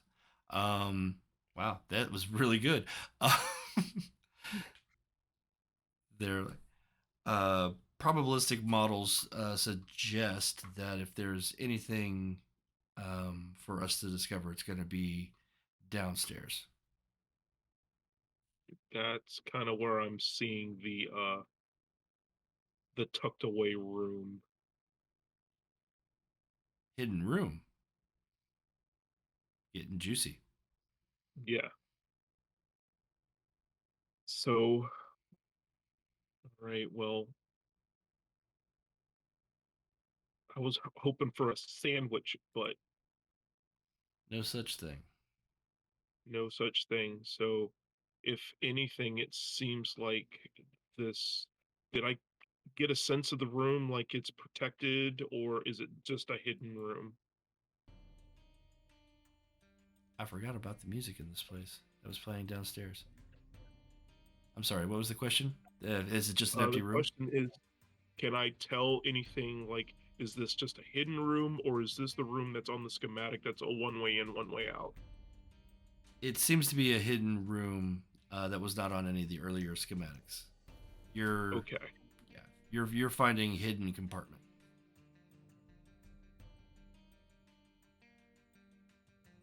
Okay. So, Vesper, do we really want to find somebody, or I found a hidden room that's not on the schematic, and it's a possibility that this is where they're being held. I mean, we can definitely check other areas as well, but since this is a hidden room, at least we have an idea.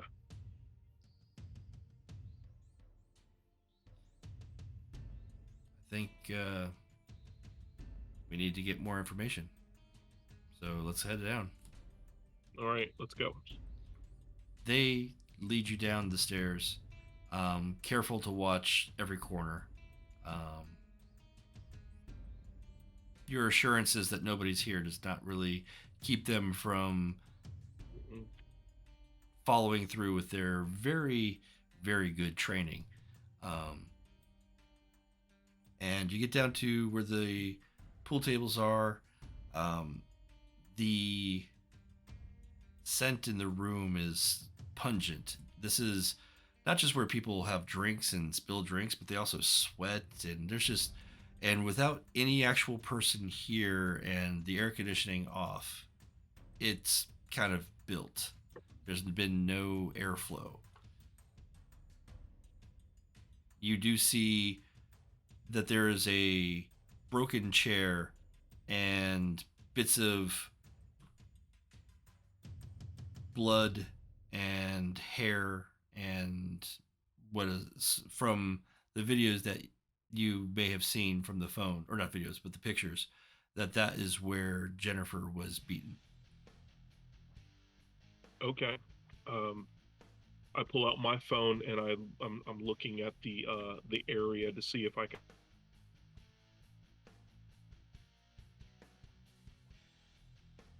I think we lost Scott. Can find anything outside of bloodstained like trail or sink. Oh, never know.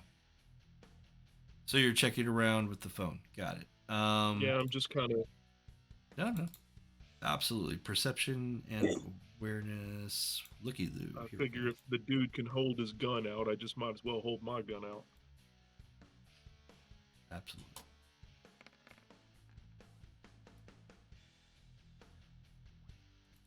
Okay, so with the one success from your looking around, anything in particular that you were like hoping to find? Well, I was, since there's blood and like hair and stuff on the floor, and there's this scene basically. I want to see if like I can see if there's like drag marks or any telltale signs of like something left behind or something like that from anybody, whether it be from Animus or for the person that they're looking for. Right. Yeah.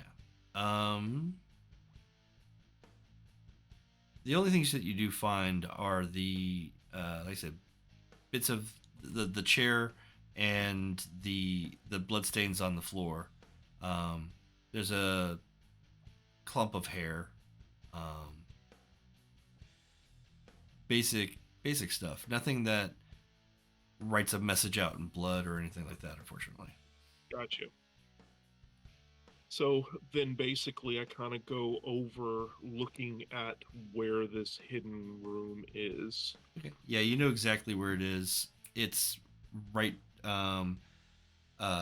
past the last pool table, and there seems to be a bunch of posters and just junk seem piled in front of it. I said, well, this is where the hidden room is. All right. Vesper, like, well, if we want to check it out, you go ahead and open. I'll got your back. All right, well, I'm using my phone to see if there's any, like, traps or anything like that. Okay. Specifically looking for...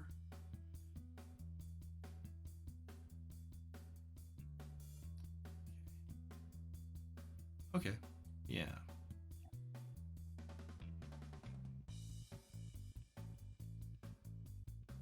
So we'll go ahead and we'll run a magical effect here.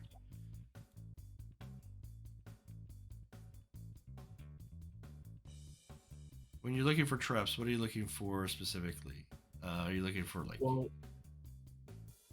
first thing I'm looking for is, say, like any type of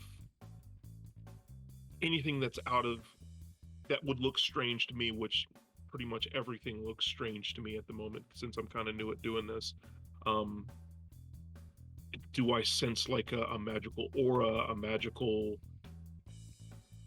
just a hint Yeah. of magic of any sort? And then I will go for the techno side of it to see if like there's any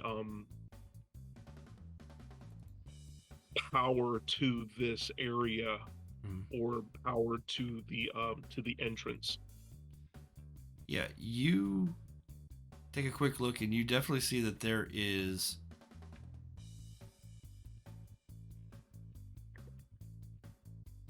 some sort of spiritual activity with the technology going on behind that wall. Behind the wall. Behind the wall, yeah. Okay. But you rolled only one success, so it's still fuzzy. It's hard to see through any of that. Gotcha. All right. Well, can I at least see? Is the door like electronically? No. No. So I basically just kind of start feeling around, I guess. Yeah, it doesn't take much. It's not well hidden, and it's mostly bunch of boards on kind of a sliding hinge. But you get the posters out of the way, you get the hinge worked out, and you slide it, and it looks like it's an old speakeasy room almost.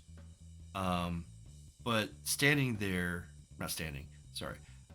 placed there in the center is what looks like a drum and a bunch of small electronics and a cardboard cutout of Ned Callahoun with his hand waving like this.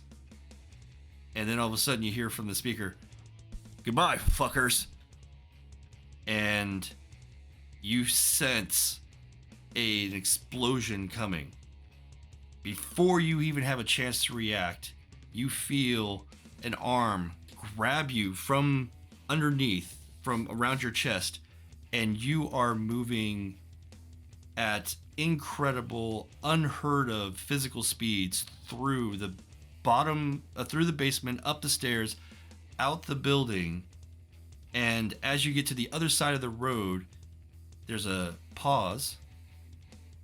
You look and you see Vesper just standing next to you, arms crossed, and then the building explodes. Okay.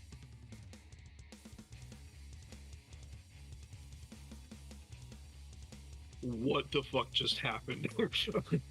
How the hell did... There was a bomb. I decided that we should leave. Good decision. So that was you. That... Damn, dude, you can move quick. What are you, the Flash or some shit? Holy Hardly. crap. And he taps and puts a few things on his watch. It's like, all right, that's gonna cost me, but it's good. We're alive.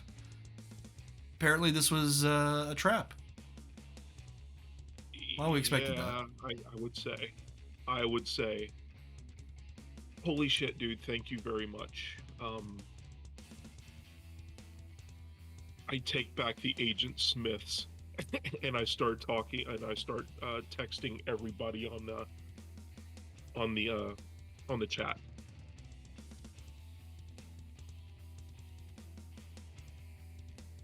Very good. We should probably get back. Clearly, Yeah, we need to they get out of here. expected somebody to come through here.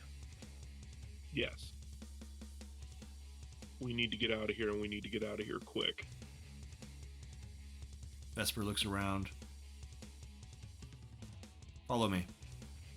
And they lead you through what seems like a very strange pattern, but it is intentionally going through different alleyways and different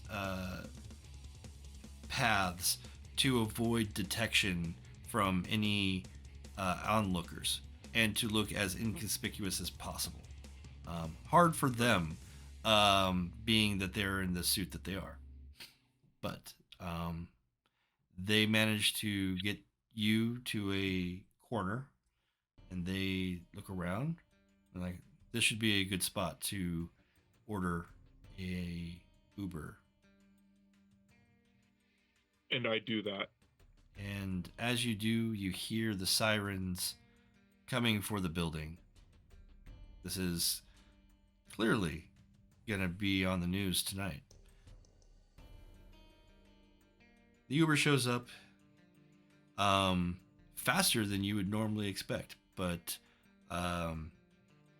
Vesper kind of gives a bit of a sly grin when it shows up, knowing that they found the perfect spot.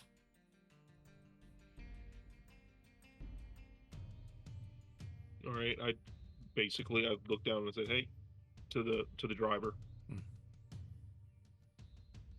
Excellent. And then get in the car.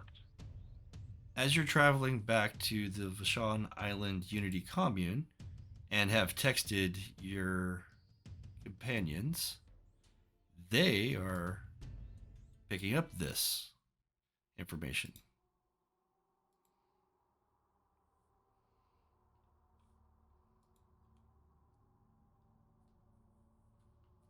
You get a little bit of a feed, the three of you, about what's going on.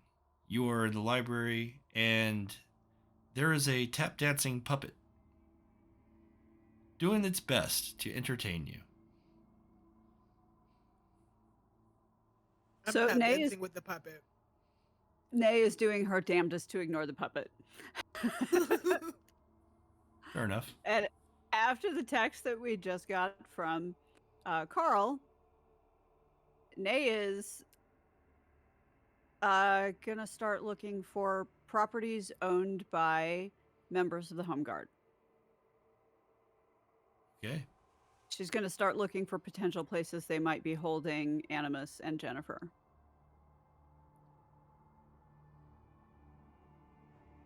Okay. Yeah, give me a intelligence and investigation. You've got some new parameters. You've got a lot of information on this. Finding who owns this is not going to be difficult, so difficulty 4.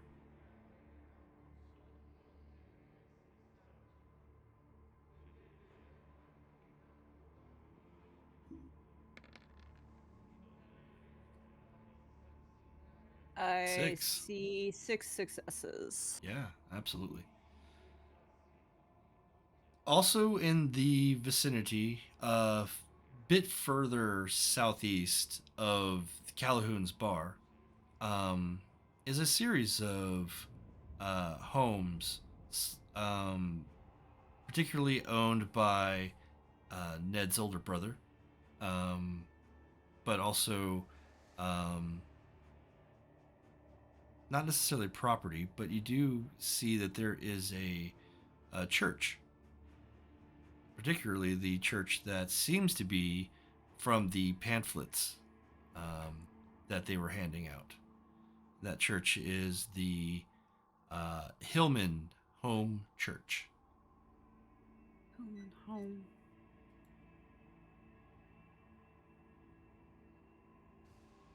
And that is in... let me pull up my... Oops. Got to go to a different tab if I'm going to do that.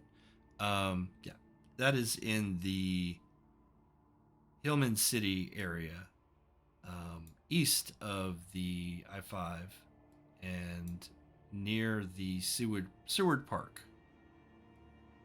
about halfway between.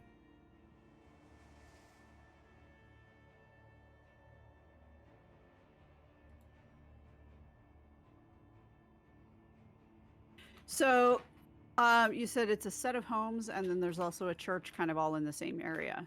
Mm-hmm. So can I get some idea of the situation with those homes? Are they rental properties that are occupied? Are they owned by, like, what's the likelihood that they could be holding them in one of those homes versus the church? It's kind of what I'm looking at. Mm-hmm. So are members of the home guard actually living in those houses? The houses you see seem to be one specifically owned by Chet, and the others look like they may have been like one of them would have been a home of like the Callahoun parents of these three brothers, and then so they own those two properties. Then everything else seems to be like rental for like other people. So like Peter's got his own little rental. He's got an apartment nearby. That sort of thing. Okay, so Ned seems to live with his brother, Chet. okay.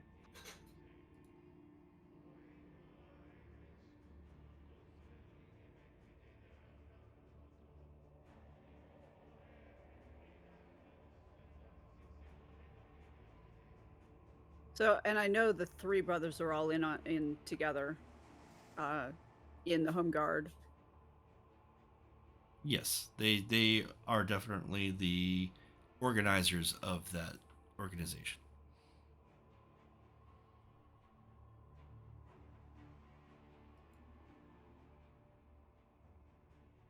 So, who actually like runs the church? Like who's their pastor? Who's the like who is listed in the church website as like the showrunners here? Yeah, you've got enough successes there to absolutely ascertain that primarily Chet serves as the pastor priest in there.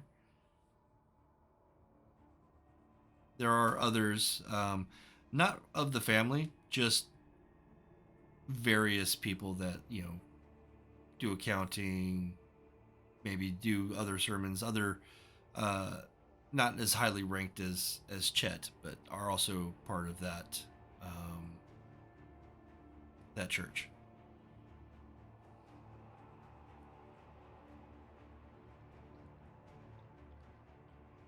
But you saw a bit of Chet's sermon giving ability before. At the demonstration, yeah. Mm-hmm.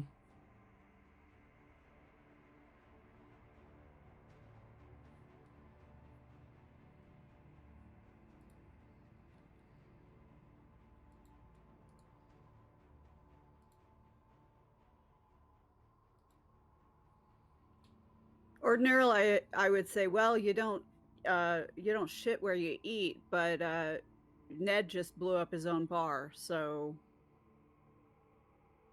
I mean, me and Charlie could try that mind link thingy and get it. We need, yeah, we definitely need more information. And with these two buildings, I'm going to start looking for blueprints on the church.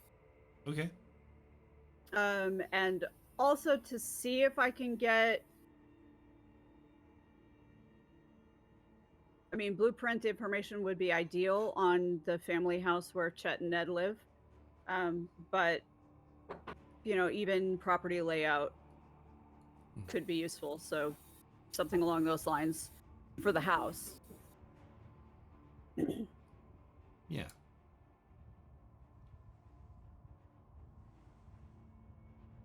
So yeah, with your six successes, that's not difficult. I'd say that's just all part of the information that you gathered. You get some basics. The church itself, a little older, certainly designed with some interesting grotesques and stuff like that. It's not It seems to be a bit more Catholic, even though it's not. Got kind of that Gothic vibe with it. But it seems to have been here in this community for a long time, and the church itself has just been repurposed over time, and just seems to be a space that no one wants to tear down.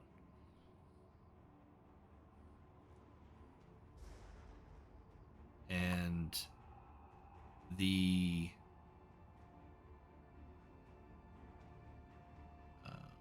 housing in the area, like you see some basic little homes here and there. Nothing, and the layout is pretty standard. Nothing that you can suss out as odd.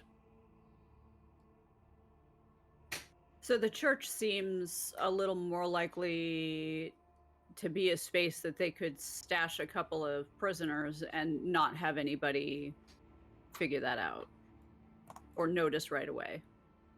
Possibly.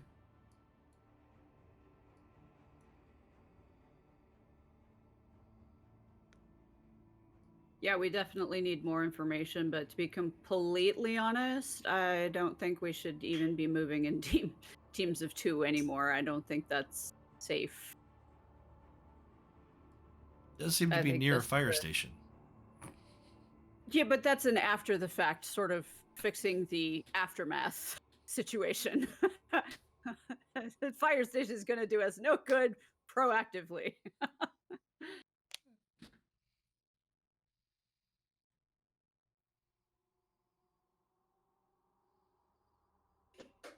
Okay, well, I am going to tell Jezzy and Charlie what I have found, and then repeat that as we reconvene, all 5 of us. Okay. Starts getting into early evening before Vesper and Carl arrive back at the commune. But seemingly not the worse for wear. They return. Had no idea that he would be that kind of scum. Would never have sent you if I had realized that he had that, like, that was even an option. There's no way anybody could have known anything. It was definitely my choice, but I will have to say that Mr. Vesper definitely saved my life. Appreciate that, Vesper. You're welcome. Okay, so here's what I've got. Other than Ned Callahoun being stark raving insane. This is what I found out as far as the next possibilities for where we're going. And I think, my opinion, and obviously we can talk about it, but I don't think we should split up anymore. I think we should move as a unit. I think you're right. Whatever you consider to be the best course of action. I mean, once we figure out where we're really going, we can put together something resembling a useful plan, but right now we've got nothing. Blowing up an entire building seems to be a bit desperate. I mean, if he's really desperate, yay, I'm happy with that. I like that. I want him to be afraid, because he should be, but I can do without him putting my people in danger in any way, shape, or form. Seemed to have the foresight not to have any of his own people there. I can't imagine many of them would stick with him if they knew that he had deliberately, knowingly blown some of his own up. So that may be a covering his own ass sort of situation. So is this the people who were handing out pamphlets at the Christmas place that I was at? Yes. Yeah. Those bastards. So I am going to pull up a little bit of my footage of the demonstration from Winterfest that I filmed. Of course. Yes. Specifically, some of Chet's whatever his speech was, and then also the altercation with the random passerby. Yeah, absolutely. It's good footage. Proberry did their job very well.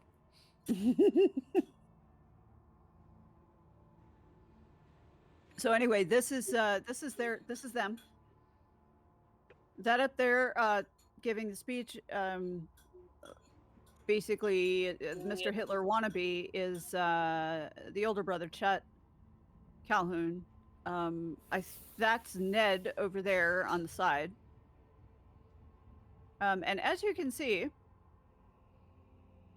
they have at minimum a few sympathizers among the local PD. That's scary. It is. So, do I recognize anybody on the cell phone? Like the two people that were handing out the pamphlets? No, they were elsewhere. No. Okay. And you say that this is like a series of buildings? So we could quite possibly go into a commune? It's possible. The thing is that some of these buildings, some of these houses are like rental properties. At least that's what they look like. So there might be completely unrelated people who just didn't do the research on who they were renting from. Right. These two houses appear to be like family. They're Calhouns that live there or used to live there. And this one right here is where Chet and it looks like Ned lives. Now, I don't know how good this information is. It's mostly public records, and you know how good those can be, how well kept up they can be. So this is what I've got. It does seem like the church is a little more isolated as far as, not... It might be a place to stash people where they might not be discovered right away. All right. Well, we still need to do some sort of recon because I really don't want to go, especially 5 people this time, stepping on another time bomb. So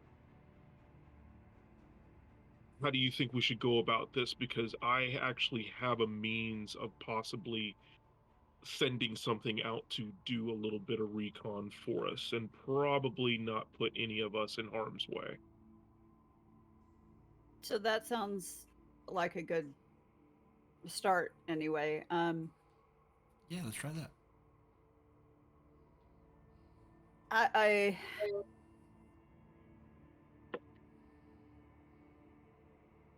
starting from a distance is definitely, I think, a good idea because at minimum they know the 3 of us. It's possible that the camera feeds from the bar, and yeah, I'm pretty sure there were camera feeds in the bar. Yeah, there are definitely cameras. May have been being piped to wherever Ned is. In which case, he might know your faces now. Right. So if we can get a little bit of distance and at least still keep a lookout, because I'd hate to go in blind. If we can identify the building they're using and there are people in it, I might have a way of disrupting their ability to detect us as we go in. It kind of depends on the situation. All right, well, I can put in a requisition for, just about anything that might be helpful. We're going to do... I think I got everything I need. Well, At least for now. I mean, we don't know for sure what the situation's going to be, so hold that thought. How far away is that place from where we're at the moment? The church and the housing. Yeah, that whole little area. It is pretty far away.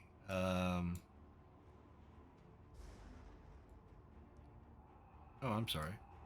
I had my map all backwards. But no, it is still far. So like Vashon Island is here, Vashon Island's here, Seattle's here. They're gonna be basically in the Seattle area. Just Okay. further east. Okay. So we left my car at Winterfest, if I recall correctly. Mm-hmm.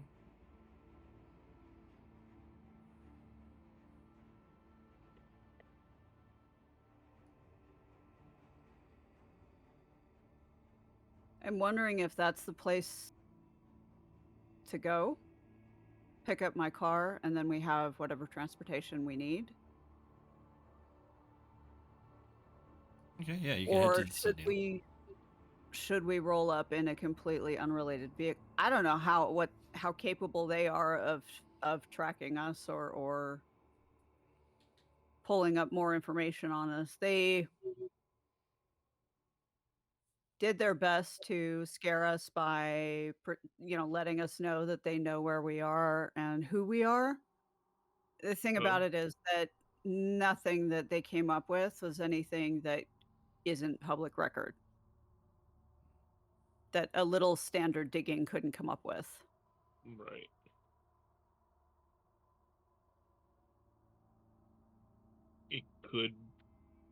I honestly think, and this is just my opinion, I think we should probably get your car first. We can check your car to make sure that it's clean, that it's not like bugged or whatever, and we can use it because you never know, we may need to get away quick. I don't necessarily know what everybody can do or anything, but if by some chance we do get separated, maybe some people can get out quicker than others. Others may need to hotfoot it. Some of us don't want to burn again. Yeah, I kind of don't Yeah. blame you on that one. All right, well, in that case, I'm kind of thinking we should take the ferry and get an Uber to my car and stop and pick up some kind of meal on our way out there, because it's a little bit of a trip. Fair enough. Jezebel, Charlie, anything you guys like to add? I still kind of want to do that mind thing to see if we can get a precise location. I am not going to say no to that. Yeah. Okay. So this was a conjunctional effect that you were going to be working with Charlie? Yep. Okay. Describe how, work it out between the two of you. How are you guys going to do this? So I do have one in. Mm-hmm. I guess I could make it so that like we sit crisscross applesauce and hold hands. Okay. And try to connect up here so that way Charlie can shoot it wherever it is. Okay. And yeah, so you guys are sitting across from one another with the puppet between you. Yeah, I'm kind of working like an antenna booster. Okay. For the range of Charlie's rabbit ears. There we go. I was gonna say, I just had this vision of Charlie standing there with the rabbit ears in his hand going, is this working? The just a piece of foil in each hand. Okay. So the two of you begin concentrating and really trying to bridge the connection mentally between Jezebel, Charlie, the puppet, and the mystic connections that Animus Vox would have with their creation. I'm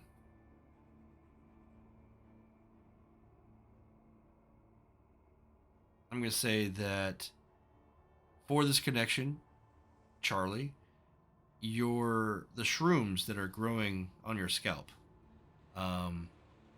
you pick a few and you share them with Jezzy. Nice. To kind of bridge this connection. And I'll have each of you roll your arete. Difficulty. Well, this is willing. So. Yeah, for both of you, the difficulty is going to be 6.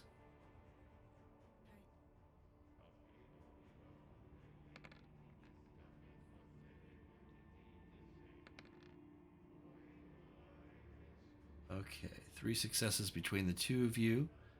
My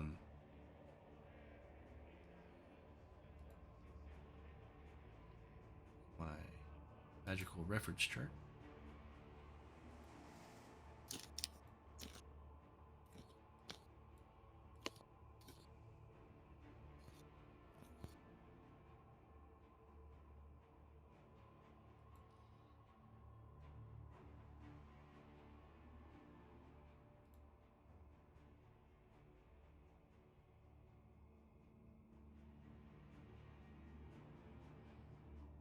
Okay.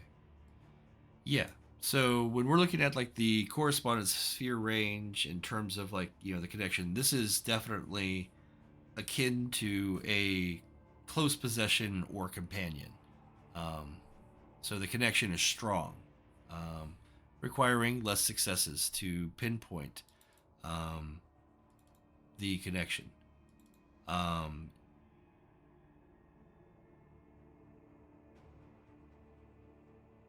Through this connection, Jezzy, you make a connection to the mind of Animus Vox.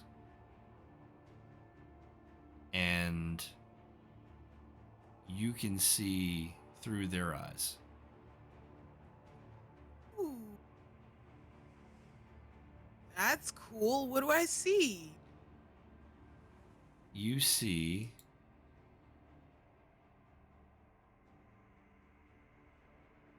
a simple room, not a lot of light, everything's artificial. You can sense that you're bound and that you are in the room with someone else.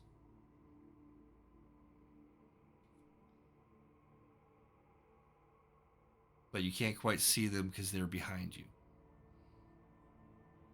Do I get any specific details about the room itself from what I can see? You can see some set up tables. Looks like a small kitchen. There is a bunch of children's drawings on the walls. Ooh, they're in the Sunday school room. Maybe. Okay, I relay all of this information.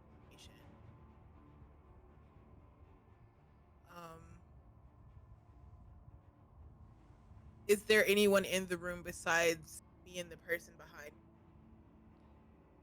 At this particular time, you can't tell. You don't know.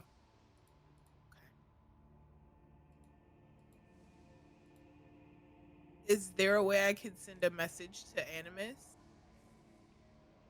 You can try.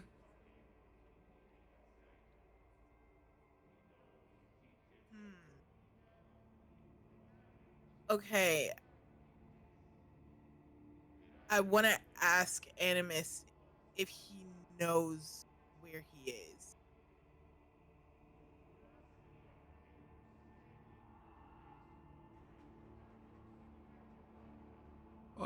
What? There's a. I'm not far from the freeway. I think. I'm not sure. Oh, I'm looking for some help here, but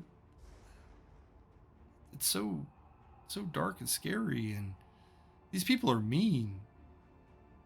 Yeah, we know. It's it's okay. Don't freak out. I'm not freaking out yet. Well, let's not do that. Should I freak? I shouldn't freak out. I'm not gonna freak out. Not gonna freak out. This is like Mm. mentally his brain's trying to keep himself from freaking out. It's like I've been in worse situations before. I can handle this. That's a story I'm hoping to hear. We will do our best to help you out and be there soon. I hope I'm not going crazy this time. You're not, I promise. They always say that. All the voices in my head always say you're not crazy. Ooh, honey. We gonna have to get you some therapy, boo. Yeah, that's what the puppets are for.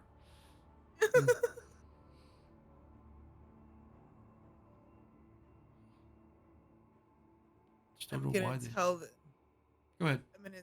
I'm gonna tell this to everyone. So Animus is awake-ish, doesn't know where he is. There's someone else and there's nothing like defining in the room itself. There's children's drawings everywhere. There's a few tables and a small kitchen.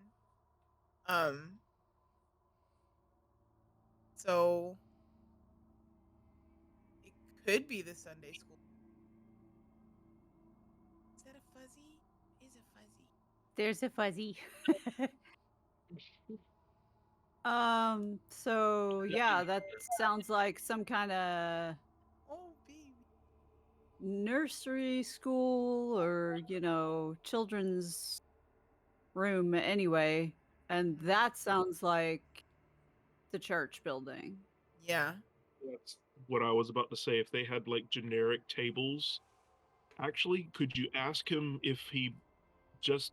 I know we kind of may have figured it out, but can you ask him? Did he see what building they took him into? I can ask him. I'm gonna ask Animus, hey, by chance, did you see what building they took you into? Or no? It was dark. They had me in the shadows. I hate the Dark and they had shadows. you in the Been in the shadows. shadows before. I don't like it. We're gonna get you out of there, honey.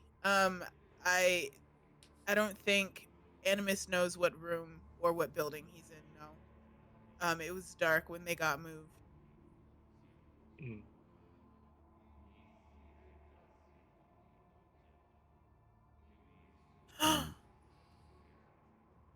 If okay, you let me know if I can do this, right?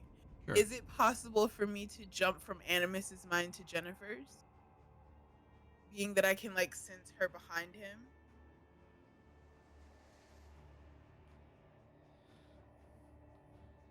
You only had the 3 successes on that, and that was based on the connection with Raps. So Yeah, you're not really set up for that. that's fair. Don't Just worry, look out at Animus, Jez's we're face. coming for you. I'll save you. Rab says he'll save you. Raps is, like ready for an adventure now. I feel you, my dude.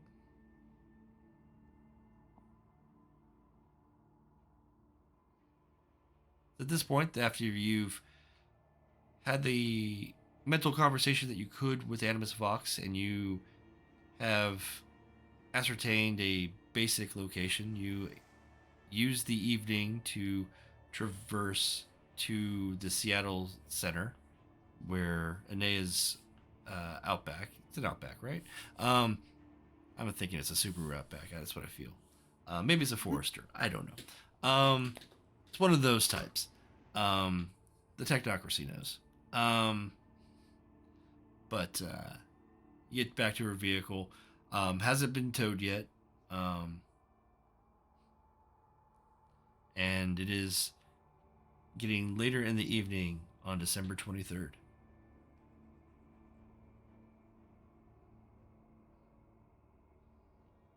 Any things that you would like to do while you're... I mean, you've already eaten. I'm going to assume that you guys got some food on the way. Okay. Okay, good. Because that was definitely my first question. Yeah, that's where I was going next. Yeah. Yeah. Because as far as I know, we had a kind of a lunch, and then shit got real. Yeah. Yeah. As it tends to. Yeah. Mm. I mean, I don't know how to definitely do ate this kind of thing, something but somebody should be like checking the car over to make sure that it's not going to blow up too.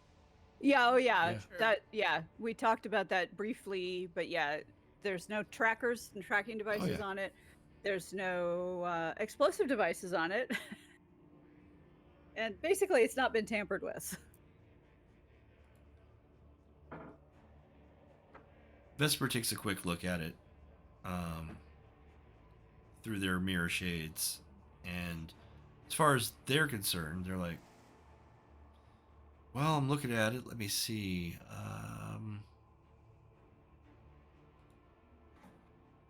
We're going to roll that. Oof. No.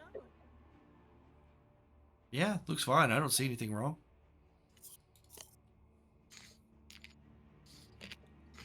Nothing we said.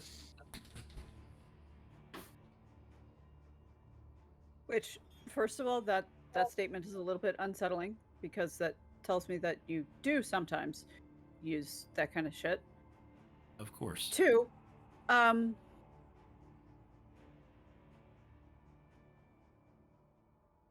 doesn't mean that somebody else couldn't have said something that you just don't recognize, which would be fair because, you know, you can't be aware of everything always, and neither can any of the rest of us. Not yet. Right. So I'm looking at it as well with my phone. Just not that he obviously is much better at it, but I've got to see some things for myself. Yeah. Well, you'd be surprised. It doesn't hurt for a second set of eyes, though. Absolutely. Let's see, Carl. We're gonna have you roll. Same basic.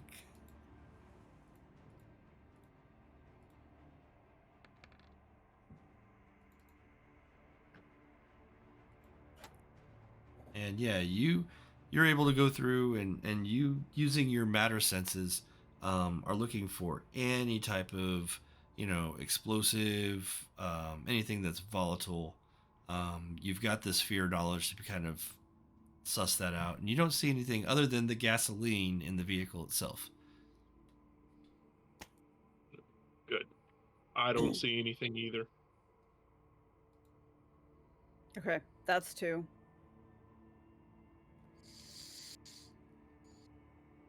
I could spend a lot of time crawling around on the ground underneath my car, but I don't see any reason to do that after two people saying the same thing. So, I'm gonna go ahead and just trust them and get in.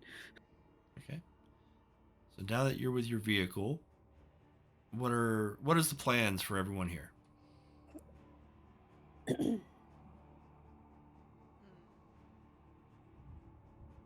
Well, what I was thinking was the reason why I brought up the whole looking at things from a distance was I was going to use my data fights to Mhm. go in first Okay. to take a look around, to not consume, and take a look around to see if we can get if they do find traps, to eat them.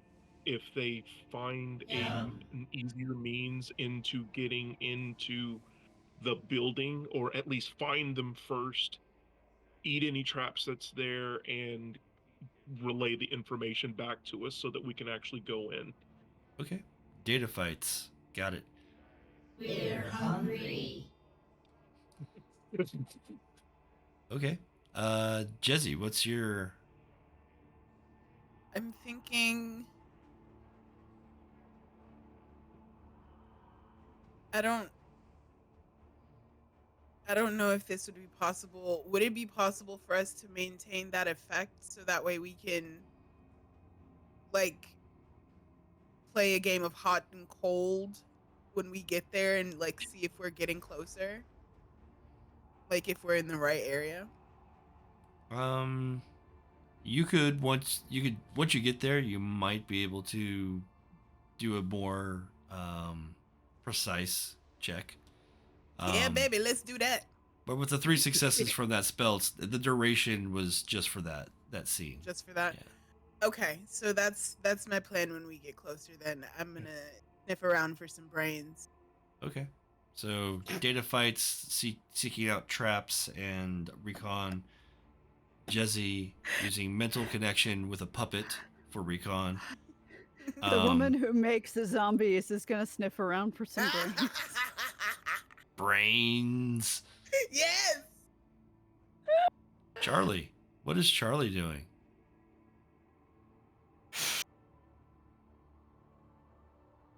And this is also like any preparations that you're taking to go when you're going towards this event as well. Oh, I'm bringing drugs, just for the record. Okay. I am going to have to snip that audio again. I have to wait until next 420 to post it, though. Anyway. Sorry, Charlie. Oh. That is an awfully good question.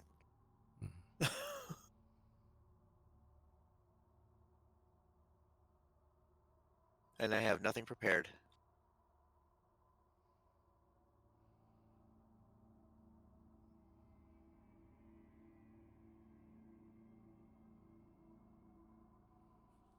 Well, then I guess I'm just along for the ride, because I don't have any fucking clue at this point. You have all this unlimited power. No ideas at the moment.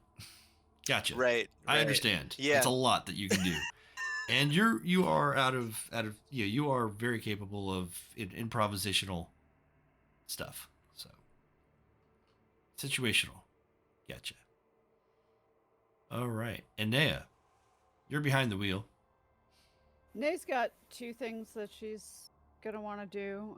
The first is, hey, Charlie. Once we get parked near where we're headed, maybe memorize where we leave the car, because we may need to get back there in a hurry and undetected. Okay. Yeah, no problem. So that's 1. And 2, That's kind of automatic. I was hoping so, but figured I'd just mention it because not everybody's familiar with what Charlie can do. Yeah. Well, yeah. And there's no reason that everybody should be understanding of what Charlie can do. Not specifically, unless they and like circumstances require that they experience it. Thank you. Okay, and then 2, I am, when we get where we're going to stock up on 9-volt AA and even C batteries in my vest from my stash in the back, because I may find it necessary to call on the little electronic spiders to fuck with the electrical systems in the building that we're going into. I don't want cameras working. I don't want working cameras. I don't want working alarm systems. I don't want working electricity in that building. Yeah. Black out. Okay. All right. So recon, blackout, escape route, sniper. All right. Looks like you've got... Quick question. Is there any way that I can, whenever Jezzy does a connection, if she can get a connection back to Animus, is there any way that I could sense that connection and send my data fights that way? The way each of you does magic and you're unfamiliar with each other, it would be very difficult. Jezebel and Charlie have a bit of a closer connection, and she ate some of his shrooms. So Yep.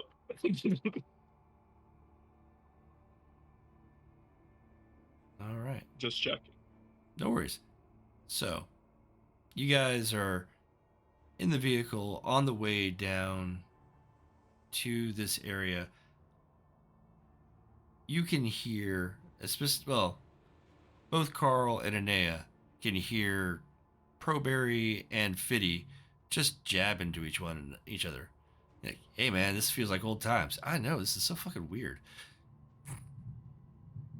I don't even remember remembering you. Yeah, I know. It's kind of weird, isn't it? Yeah, it's kind of life. Is it? I don't know. They are going back and forth, and you don't know like half of what they're saying. But as you drive and you pull up, you do come face to face with this. The Hillman Home Church. From a distance, it is ominous, and obviously it's nighttime, so it's even more spooky. But you definitely see that this church seemed to have a lot of owls perched in there.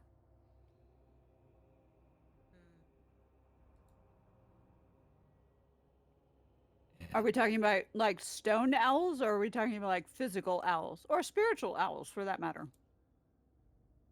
Maybe. No. You can tell that there's definitely grotesques in the style of owls. Seemingly inspired by the native population of owls that were here at some point in the history. And this is where we'll leave you for next week. I want to go in, man. Oh, damn it. I want to go in and do some damage, man. And that's it for now. Leaving us hanging. I'm coming back next week and taking some names. I'm not even going to bother. I'm just going to kick every ass I can. Yes. So speaking of next week, I know maybe next week, I don't know. Scott, I know that you don't necessarily have Monday free. I know you have Sunday. Yeah. I have Friday through Sunday free. Yeah. So if we could do Sunday, we might be able to do that. If we can't, we might be able to do the next Sunday. Okay. I'm available Sunday. Sunday works for me. Okay. So tentatively, we'll plan for Sunday, and we'll see how that goes. Your little celebration. Yeah, dude, I'm ready to kick some ass. Hell yeah, it's time, bro. It's time. Yeah, these data fights can do. I frankly want to make more zombies. That's kind of where I'm sitting right now. Man. Just keep sliding back into that strange area of darkness. This is why. It's because I was looking at entropy magic during like our break or whatever, and I was like, yo, I could have just been like a voodoo lady, bro. That would have been the coolest shit.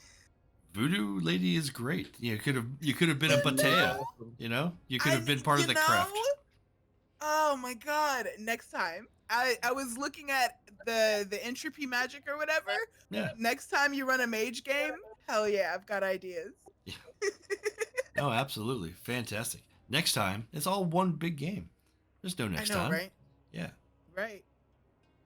That being said, thank you guys. We'll keep this, like I said, we'll figure possibly Sunday next week.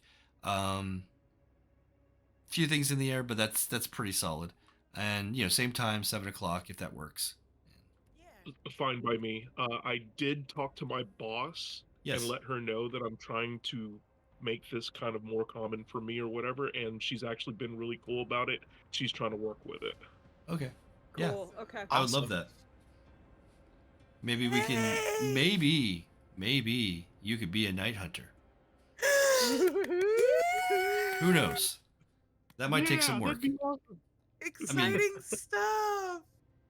But hey, you've got both Carl and Inea have some similarities that obviously, cross over there. So Yeah. Yeah, I was definitely gonna talk to Inea about stuff since if you can't tell, my character is definitely like a baby as far as all of this goes.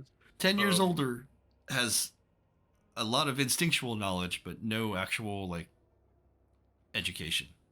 No Right, education and- in it, so Yeah, and the funny thing is that Nay is all about that education, because that's why you're familiar with her blog, probably because that's what she does. She's been trying to help people find their paths. So he's in Alright. the right place. that's right. He was also sent to Animus Fox as well. I am so curious about that dude. Literally, what the hell is his whole deal? He wants to teach people and use puppets. You know what? I'm here for it, but the dude is weird. I love him. Have you ever Come on, watched any everybody loves videos of puppets. Jim Henson? That dude was weird. Right. Y'all got me wanting to watch Dark Crystal again. Oh man. Met Oh, I Brian watched that Froud not once. long ago. Were you there, Scott? Was it you, Scott, or was it Brian at Dragon Con when we met Brian Froud?